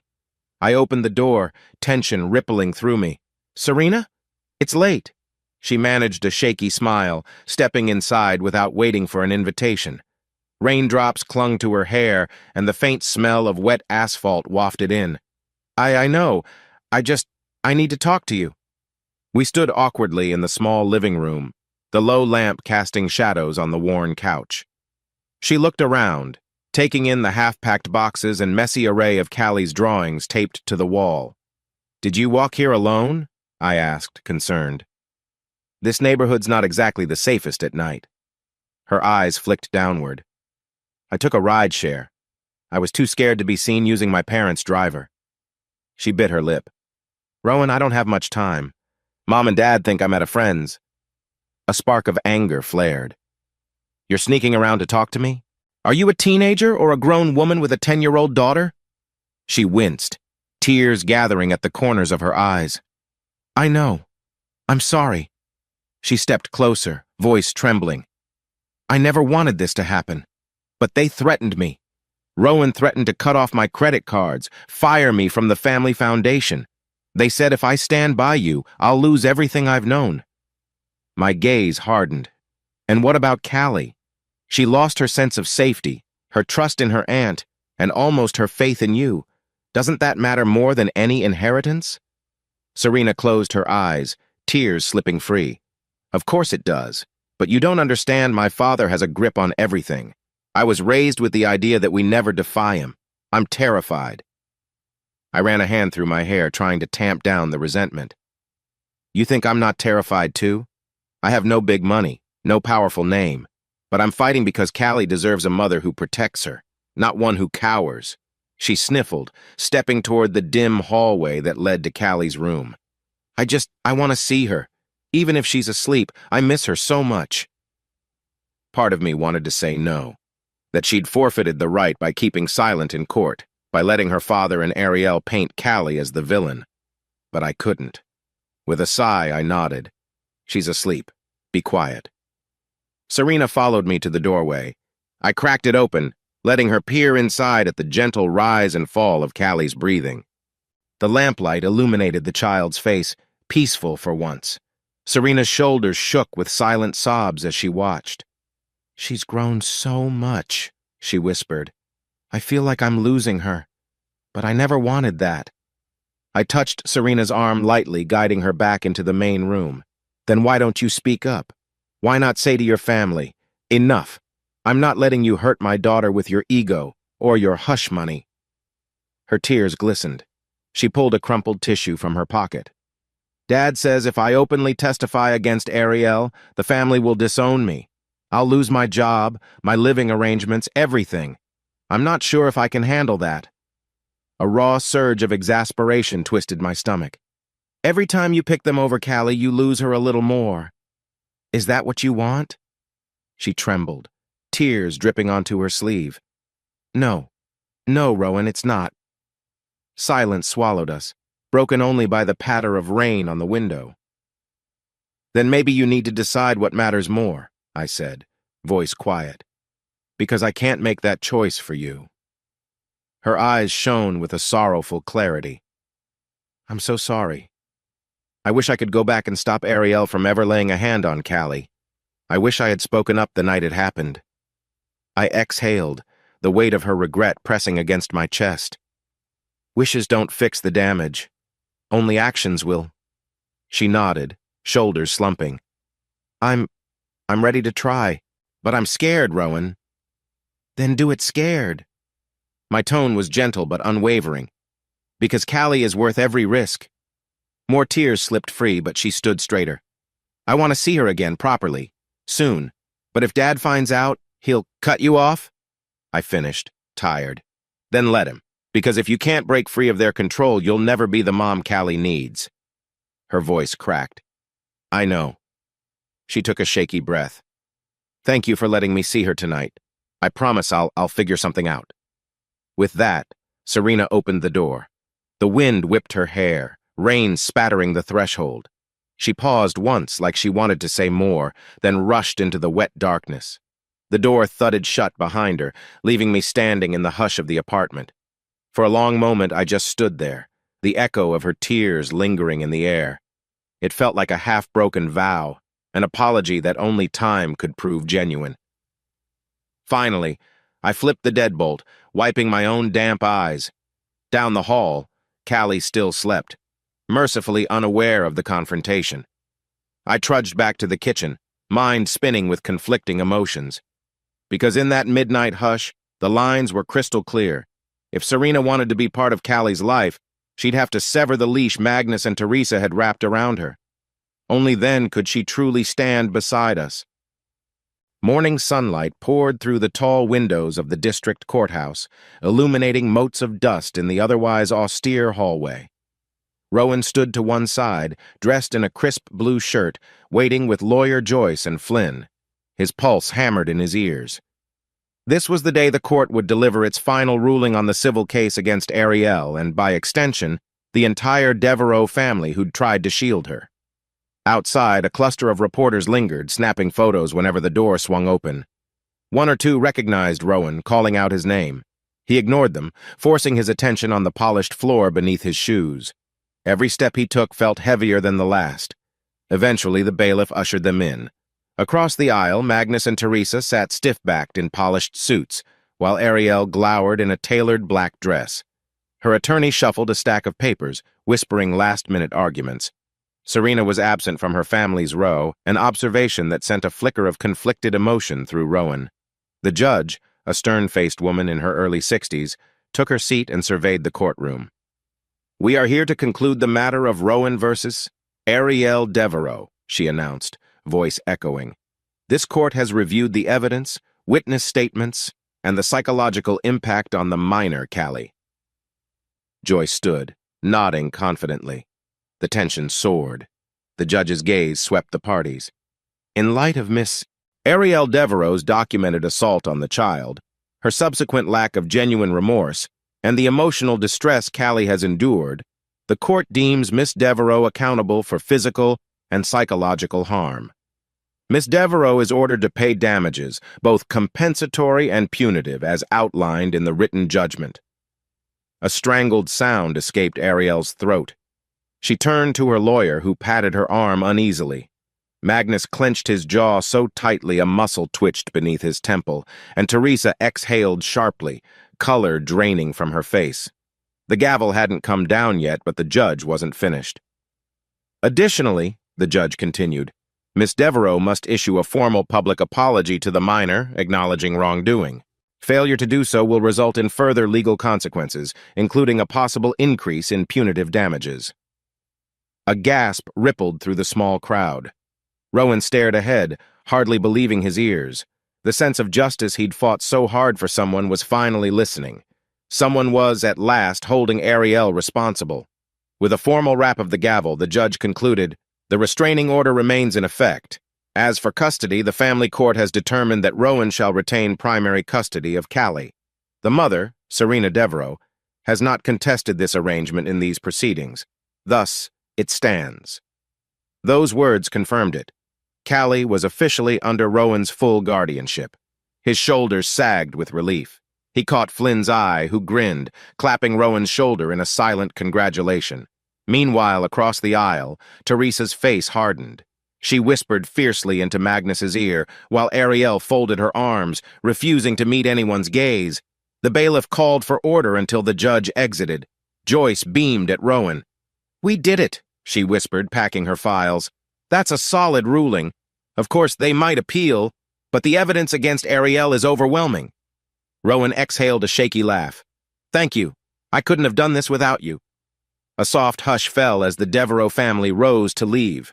Magnus, lips pressed thin, shot Rowan a deathly glare before turning on his heel. Teresa followed, her posture radiating fury. Ariel trailed behind, avoiding eye contact, color rising in her cheeks. They looked, Rowan realized, like an empire with walls crumbling once so untouchable, now forced to answer for their wrongdoing. Out in the corridor, a swarm of microphones and cameras awaited. Joyce nudged Rowan forward. "Remember what we discussed, keep it brief. No inflammatory remarks." He nodded, stepping out. Reporters bombarded him with questions. "Mr. Rowan, how do you feel about the court's decision? Will you pursue any further action? What's your response to Ariel's family blaming you for the scandal?" Rowan cleared his throat, choosing his words carefully. "I'm relieved the court recognized the harm done to my daughter. No child should face violence from an adult. I hope this sends a message that you can't hide abuse behind money or reputation." That was all he said. Another wave of queries hit, but he politely shook his head, pivoting away. Because after everything, words wouldn't mend the wound, but accountability might. In the parking lot, Flynn chuckled as they reached the car. "You realize you basically toppled a Devereaux tower, right?" Rowan shut the car door behind him, heart still drumming. "They toppled themselves by trying to cover up something so vile. I just refused to stay silent." Joyce settled into the driver's seat, ready to drop them off. "Let's see how quickly they scramble to salvage their image now." Rowan gazed out the window at the courthouse's towering facade. The sunlight felt warmer than usual. Ariel had to publicly apologize, and the media would devour that. But more importantly, he'd won custody of Callie on solid legal ground. As they drove away, Rowan's phone vibrated. A text from an unknown number read, "You got what you wanted. Enjoy it while it lasts." He frowned, heart twinging with leftover anxiety. But then he saw a second message from a different contact. "Congratulations, Rowan. I'm proud of you."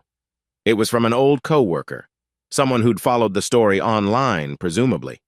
He inhaled slowly, letting that moment of relief sink in. Because no matter how many threats lurked, the court's decision was in black and white. Ariel was found at fault, forced to face consequences. The once unshakable Devereaux name now stood tarnished, at least for a while. Even if the fight wasn't entirely over, Rowan allowed himself a rare smile, because for Callie's sake, they had secured a crucial victory. The next week, Rowan and Callie sat in a tidy, softly lit office belonging to Lawyer Joyce. Child-friendly posters decorated the walls, depicting rainbows and smiling stick figures. A gentle hum of an air purifier filled the space. Callie tapped her feet anxiously against the chair leg. "Dad, how long do we have to wait?" she whispered. Rowan patted her hand. "Just a bit more, sweetie. Lawyer Joyce said your mom's on her way." He tried to keep his voice steady, but an undercurrent of tension rippled through him. Today was the first time Serena would see Callie in person since the final court ruling under Joyce's supervision, of course. At last, the door opened, and Serena entered, shoulders hunched.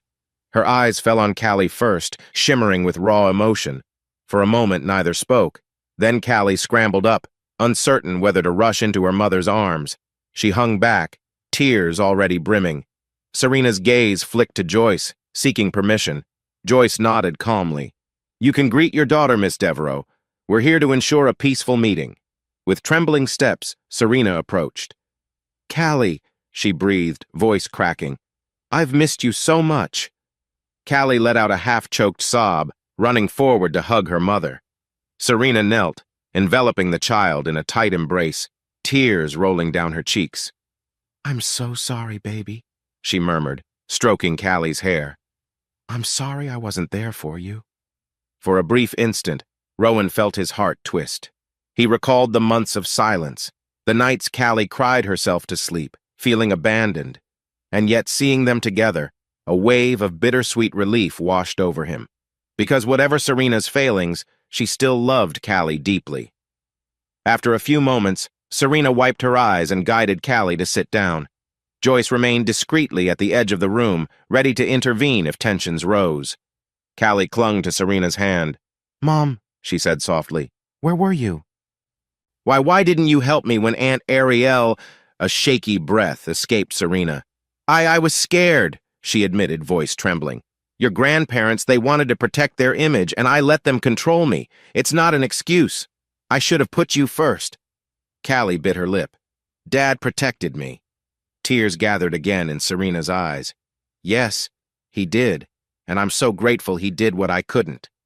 Rowan caught her glance, a swirl of conflicting emotions in her gaze, gratitude, regret, love, guilt. He cleared his throat gently. "Callie, honey, do you have questions for your mom?" Callie's small shoulders sagged. "Are you still living with Grandma Teresa and Grandpa Magnus?" Serena hesitated. "No," she finally answered. "I'm staying in a short-term rental. I left their home after they threatened to cut me off for coming here to see you." She forced a watery smile. "It's scary, but I want to do better by you." Callie's expression wavered between relief and sadness. "Does that mean you won't let them tell you what to do anymore?" Serena swallowed. "I'm trying, baby. I want to be a better mom. I want you to know I love you." They hugged again, and Rowan breathed quietly, tension easing from his spine. It wasn't a perfect fix. Trust would take time to rebuild, but it was a start.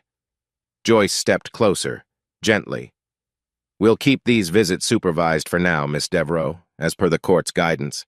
But if Rowan agrees, you can schedule them regularly. The goal is to ensure Callie feels safe." Serena nodded fervently. "I understand. I'll do whatever it takes." For the first time in a long while, Rowan saw genuine determination in Serena's eyes, the fragile hope that maybe she was stepping out from her parents' shadow at last. The hour passed with quiet conversation, Serena asking about Callie's new hobbies, laughing softly when Callie mentioned practicing yoga moves with Uncle Flynn. It felt almost normal, if overshadowed by the memory of what had driven them apart. As they stood to leave, Serena pressed a gentle kiss to Callie's forehead. "I'll see you soon, okay?" She glanced at Rowan. "Thank you for letting me come." Rowan inclined his head, a guarded expression on his face. "I'm doing what's best for Callie." A beat. "I hope you keep your word, Serena." She squeezed her daughter's hand one last time, tears glistening. "I will," she whispered, then turned to go. The door closed behind her with a soft click. Callie sniffed, wiping her eyes. "Dad, I think she really means it." Rowan hugged her gently. I hope so, kiddo. We'll take it one step at a time. As they exited the office, the crisp autumn air seemed brighter, as though a weight had lifted. There was still a long road ahead for them all, but for Callie's sake, Rowan allowed a sliver of optimism to take hold in his chest. A few days after the court's decision, Rowan woke to a soft knock at Flynn's front door. Expecting a courier or a neighbor, he found instead a uniformed delivery worker holding a small envelope addressed to Rowan R. In elegant cursive. He signed for it, curiosity buzzing. Inside, Callie was sprawled on the carpet, reading a comic book, her stuffed rabbit at her side. Rowan cleared his throat. Something arrived for me, honey. I'll just... He trailed off, stepping into the kitchen for privacy. He tore open the envelope carefully. Inside lay a folded sheet of thick stationery. The handwriting was impeccable, loops and flourishes that practically screamed Ariel. Rowan frowned, reading, Rowan, I know you have every reason to despise me. I've lost nearly everything my sponsors, my wedding plans are in tatters, and my name is tarnished. Part of me wants to blame you, but deep down, I realize I did this to myself. I let my anger and pride hurt an innocent child. I never believed it would go this far. I thought you'd bow to the family's demands like everyone else, yet you didn't, and now I'm forced to reflect on who I've become. Please tell Callie I'm sorry, really sorry. I can't erase what I did, but I'm willing to face the consequences. It's too late to salvage the wedding or the deals, but maybe not too late to salvage some humanity. I hope you can find a space in your heart to believe I'm truly remorseful. If not for me, then for Callie's sake. I was awful. I see that now. Ariel Rowan stared at the words, a jumble of bitterness and caution swirling in his chest. Was this real remorse, or another bid for pity? Or maybe, with her empire crumbling, she was forced to face the truth. A quiet voice startled him from behind. Dad? Callie stood in the doorway, clutching her rabbit. Who's that from? He hesitated, folding the letter. It's from Aunt Ariel. Her eyes widened. Aunt Ariel wrote you a letter? She paused, recalling the slap, the tears. Why? Rowan sighed. She says she's sorry, that she regrets hurting you. He watched Callie's expression flicker between confusion and lingering hurt. I haven't decided if I should let you read it. Callie set her rabbit down, playing with its ears nervously. Am I allowed to see it? She did slap me after all. Her voice held a note of conviction, as if wanting to claim ownership of the apology. Then she frowned. But I'm scared it's just words. Rowan crouched, so they were eye to eye, letter still in hand. You have a right to know she said I'm sorry. But it might not fix everything. If you want to read it, I won't stop you, but you should be prepared it might feel confusing or empty. She bit her lip. Can you keep it for now? Maybe I'll read it later when I'm ready. Relief mingled with admiration for his daughter's self-awareness. Of course. He slipped the letter into a kitchen drawer. Whenever you want. She nodded, eyes distant. Do you think she really means it? He set a comforting hand on her shoulder. Maybe. She's facing consequences for the first time in her life, and that can force a person to reflect.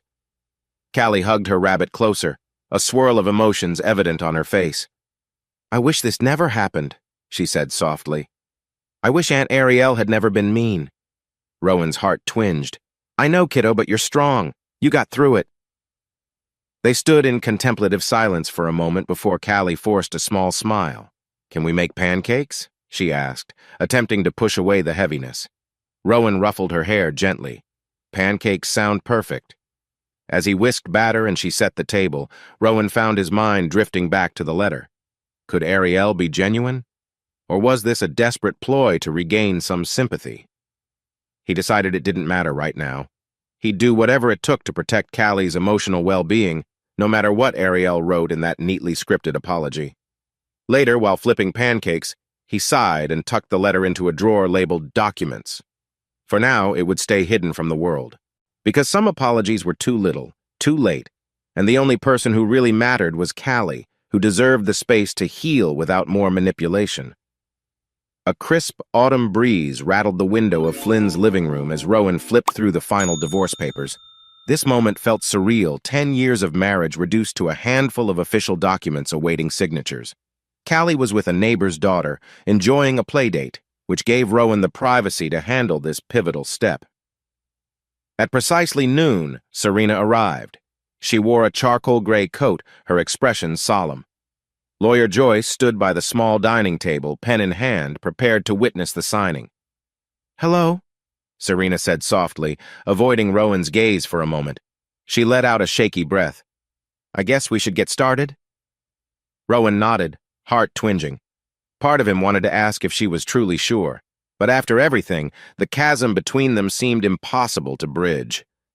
"Yeah," he said quietly. Joyce cleared her throat. "We're here to finalize the dissolution of marriage, focusing on custody terms and any asset division. The judge already granted Rowan full custody of Callie, with visitation rights extended to Serena under agreed supervision or scheduling." Serena lowered her eyes. "I don't plan to contest that," she murmured. "I want to see Callie, but I know she needs to feel safe." They proceeded through the paperwork line by line. Lawyer Joyce explained each clause, ensuring neither party felt blindsided. Rowan had never wanted it to come to this, but the memory of that fateful rooftop slap and the subsequent betrayal overshadowed any lingering hope for reconciliation. Eventually, Joyce handed Serena a pen. "Initial here and sign at the bottom, Miss Devereaux. Then Rowan, you do the same." Serena's hand trembled as she scrawled her name. The finality of it settled in the air like a quiet thunderclap. Rowan took the pen next, exhaling a long breath. He felt a swirl of guilt, relief, regret, yet also clarity. He'd chosen Callie above all else, and there was no turning back. Once the last signature was in place, Joyce collected the papers. "I'll file these with the court. The divorce will be official in about 2 weeks, barring any unforeseen complications." Serena pressed her fingers to her temples, tears threatening to fall. "So that's it," she whispered. 10 years done." Rowan clenched his jaw. "It doesn't have to be the end of you seeing Callie," he said softly. "If you keep proving you're putting her first, I won't stand in the way. But as for us—" He hesitated, voice thick. "It's over." A tear slipped down Serena's cheek. "I understand. I'm sorry for everything, truly." Joyce excused herself, stepping into the hallway to give them a private moment. An uneasy silence lingered between them. Serena spoke first, staring at the floor. "You know, I keep wishing I'd told Ariel to stop that night. Or that I'd left with you from the party." "None of this," Rowan shook his head, cutting her off gently. "We can't rewrite the past. It happened, and you chose your family's approval over defending our daughter, time and again." A pained sigh escaped him. "I don't hate you, Serena. I just can't trust you anymore." Her tears glistened. "I accept that," she murmured, voice catching. "I'll work to rebuild Callie's trust, at least." He gave a single nod. "Focus on that. She still loves you even if she's hurt." They drifted to the living room window, watching the golden leaves swirl across the sidewalk. For a fleeting second, Rowan remembered the day they first brought Callie home from the hospital, how they'd marveled at her tiny toes, vowing to keep her safe. Now those vows lay in ruins at their feet. Serena inhaled, steadying herself. "Where is Callie? I'd like to say goodbye before I go." Rowan's posture tightened. "She's playing at the neighbor's house. This was too big a moment to have her in the middle, but you can see her soon like we arranged with Joyce." She nodded, heartbreak etched on her face. "Right. Of course." The door opened and Joyce re-entered, a respectful distance away. "I'll file these immediately. Miss Devereaux, do you need a ride?" Serena shook her head, picking up her coat. She paused, turning to Rowan. "Take care of her." "Take care of yourself." He managed a faint, sad smile. "You too." She left, the quiet click of the door resonating like a punctuation mark at the end of a sentence. Rowan stood there, letting the echoes of the last decade wash over him, some good, some painful, all final. Joyce approached gently. "You okay?" He swallowed the lump in his throat. "I will be. I'm just sorry it all ended this way." Joyce squeezed his shoulder. "You did what you had to do for Callie. Sometimes that's all we can do." Nodding, Rowan watched the swirling autumn leaves through the window. He felt a yawning emptiness, but also a curious sense of release. The battle with Magnus and Teresa had changed everything, and although the Devereaux name might still haunt them, at least now the law recognized his position in protecting Callie. As he walked back to the table, collecting his thoughts, he caught sight of a small photo of him and Callie stuck on the fridge taken back when she was 8, carefree, smiling wide at the beach. He touched it gently. He'd lost a marriage, but he'd saved his daughter. For that, he knew it was worth every tear shed. Because while the paperwork ended one chapter of his life, it opened a new one focusing on Callie's bright future, free from the Devereaux family's manipulations. In his heart, Rowan made a quiet promise. No matter what storms come next, I will never abandon you again.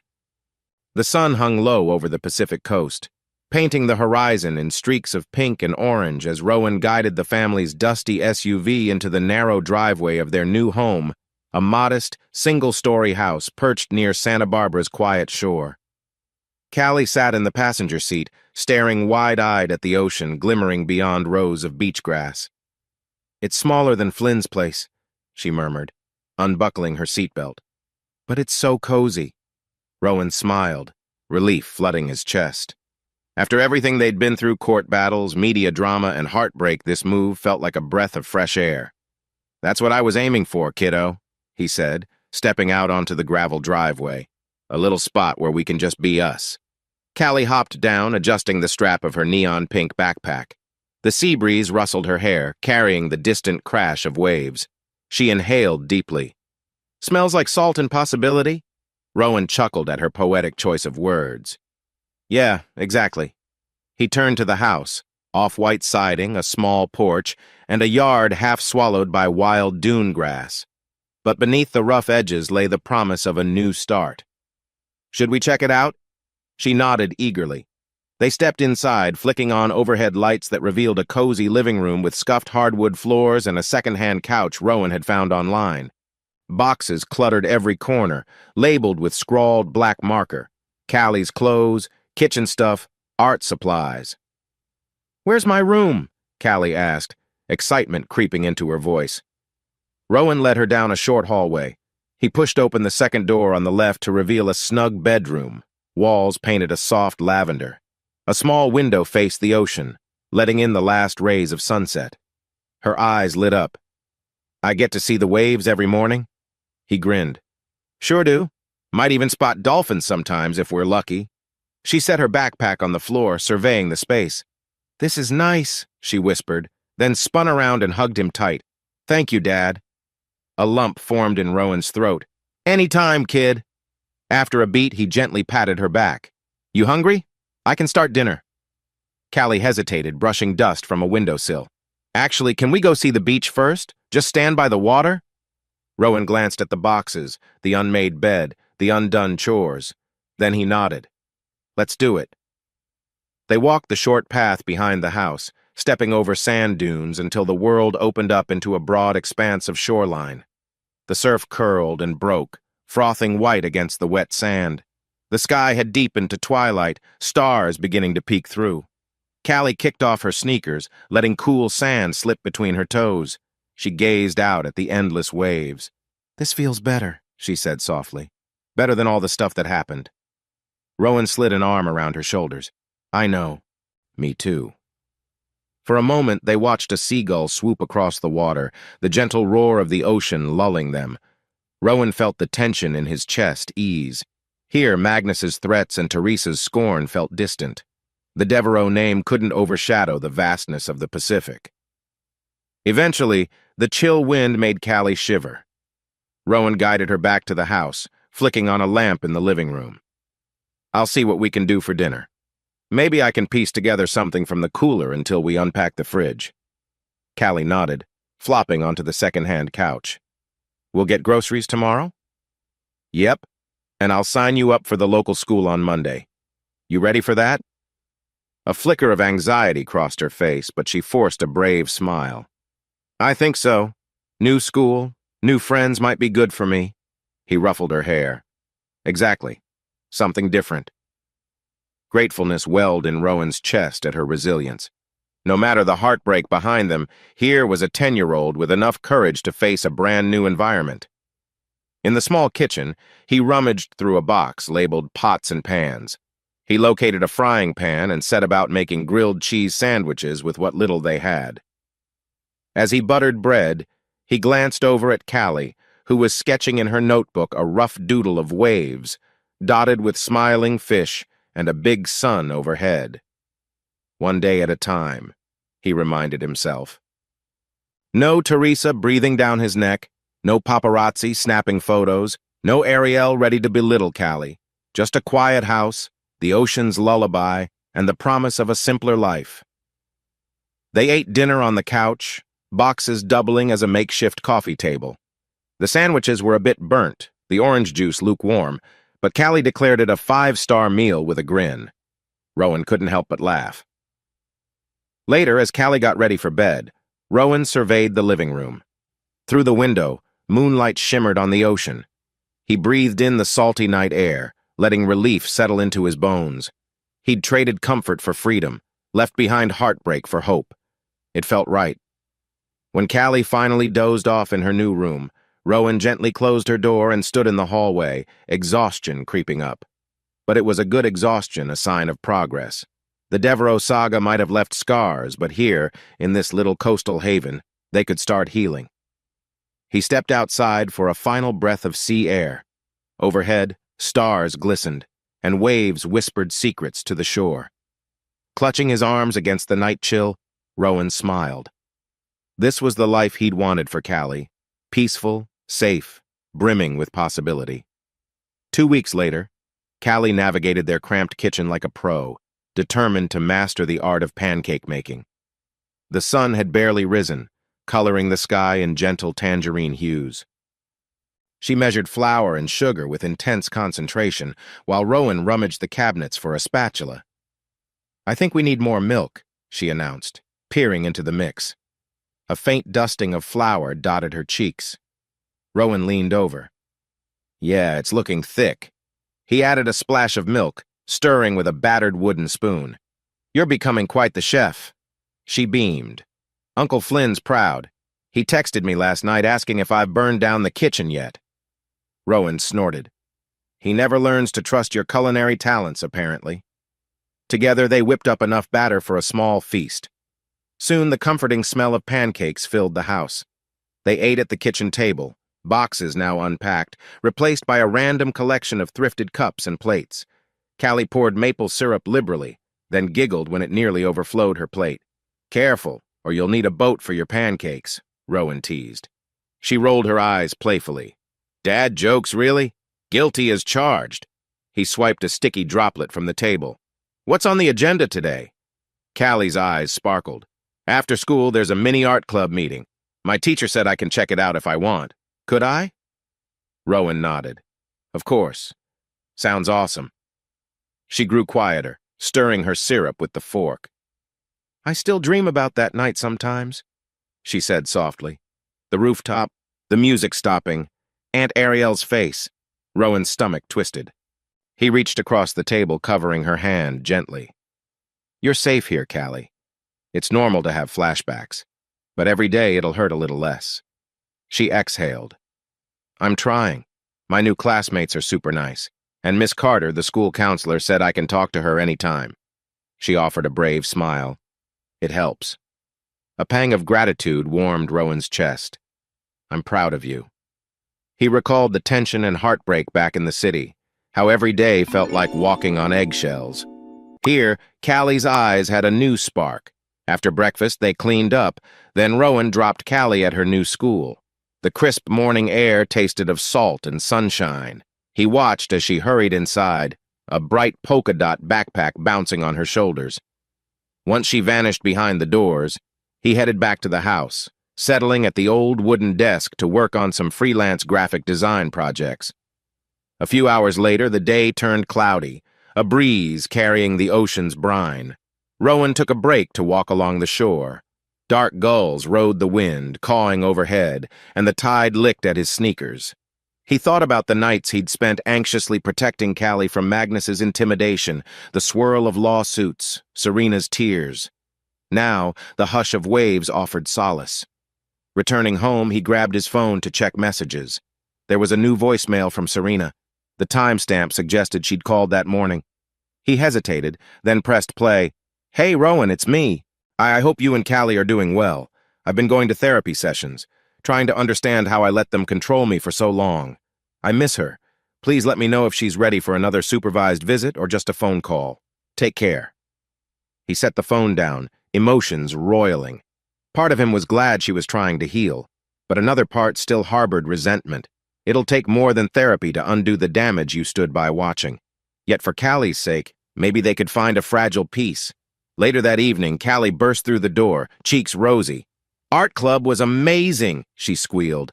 "We made clay figurines. I tried to sculpt a dolphin. It looks more like a seal, but Miss Hendricks said it was creative." Rowan laughed, ruffling her hair. "That's awesome, kiddo." He helped her unload her backpack, noticing the smear of clay on her sleeve. "You might need a laundry miracle for that shirt, though." She grinned, plunking down at the table to do homework. "Dad, do you think Mom will ever come visit here?" Rowan's chest tightened. He remembered the voicemail. "She's still sorting things out, but maybe soon, if you want that." Callie nodded. "I do want to see her, but I like it here too. I like not feeling scared when someone knocks on the door." He exhaled. "Me too, baby." As dusk fell, father and daughter settled into a gentle evening routine, simple dinner, chatter about school, and a quick call with Uncle Flynn. When Callie finally fell asleep, Rowan stood by her doorway, listening to her soft breathing. The seaside life might not be luxurious, but it was peaceful. Over the hush of waves, he offered a silent thanks. They were healing, one day at a time. A brisk ocean wind rustled the palm trees near the Santa Barbara post office, where Rowan stood collecting his mail from a small P.O. box. Within the daily stack of flyers and bills, he spotted a familiar envelope bearing the Devereaux family emblem. His gut tensed. Ever since they'd moved, he'd tried to put their looming presence behind him. He slid the letter open, scanning the crisp paper. It was from Teresa, surprisingly. The tone was clipped and formal. "Rowan, we have no intention of further legal entanglements, but certain rumors have circulated that you continue to disparage our name. We request that you cease any such public commentary. If you comply, we see no reason for additional conflict. Teresa Devereaux." A humorless laugh escaped Rowan's throat. Disparage their name? The woman who called his daughter a nuisance on camera had the audacity to act offended? He shoved the letter into his pocket, walking out past a few curious bystanders. The Devereaux family might still carry that old arrogance, but the days of their controlling him were over.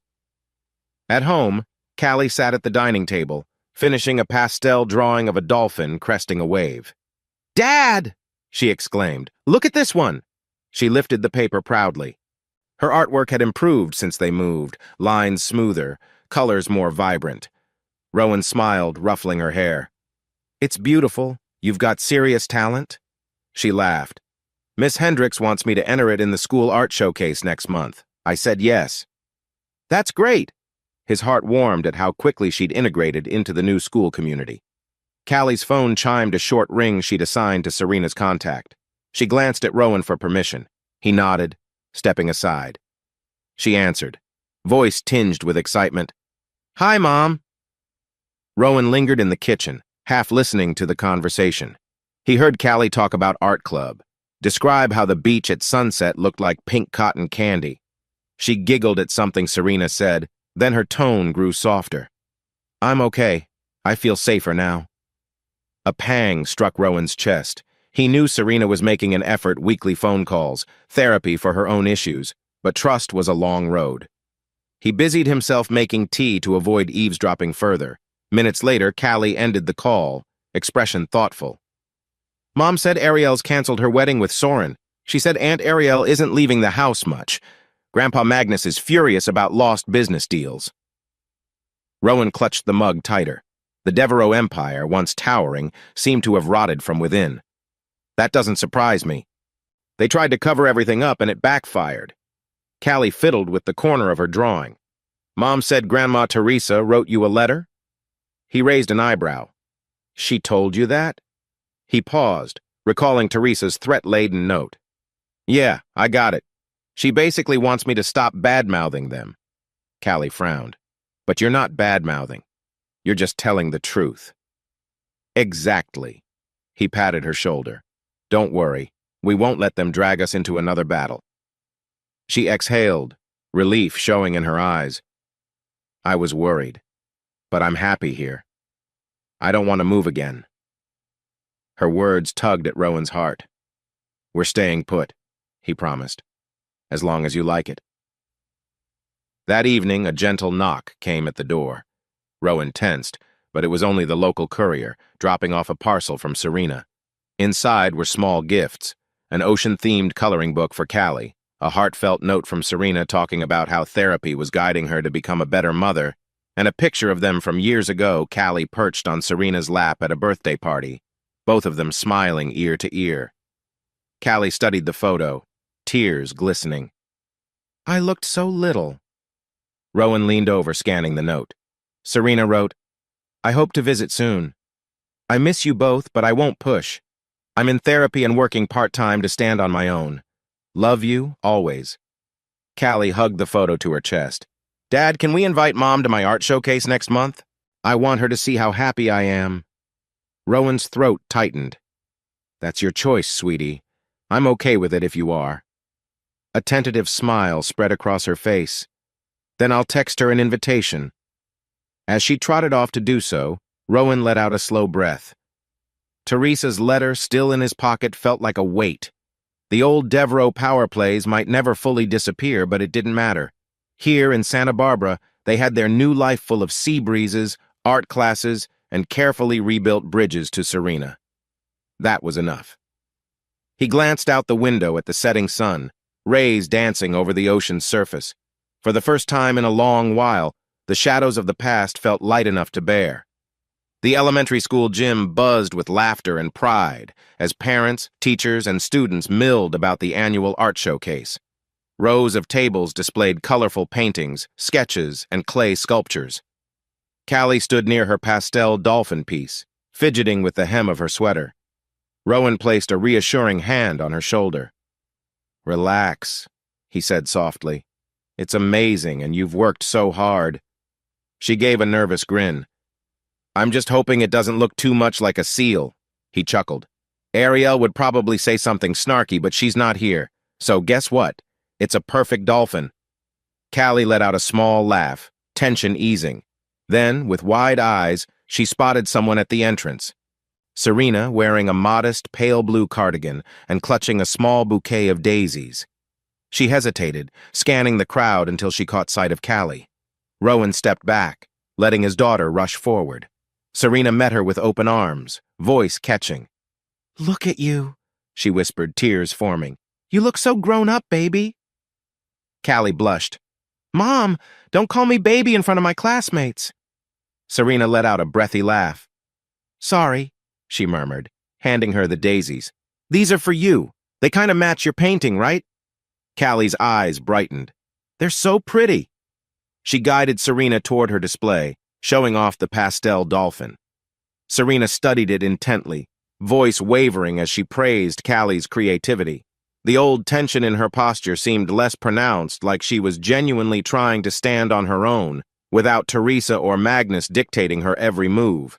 Rowan approached, offering a nod. Glad you could make it, he said, keeping his tone civil. She clasped her hands. Thank you for letting me be here.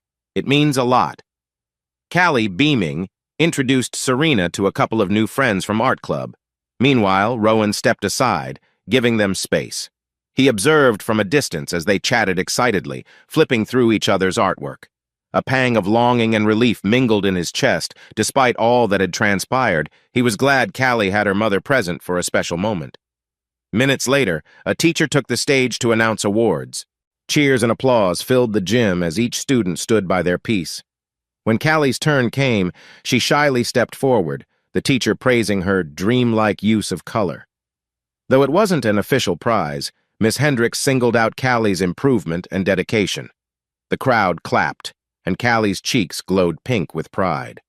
Afterward, father, mother, and daughter strolled around the gym, admiring others' creations.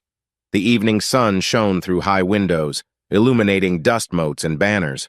For a brief moment, it felt almost like a normal family outing, no looming legal battles, no vicious gossip, just appreciation for a child's achievement. Eventually, the showcase wound down and people began packing up. Outside, dusk had settled, painting the sky in lavender and gold. Standing in the parking lot, Callie clutched her daisies. "Mom, thanks for coming," she said softly. It meant a lot." Serena wiped a tear.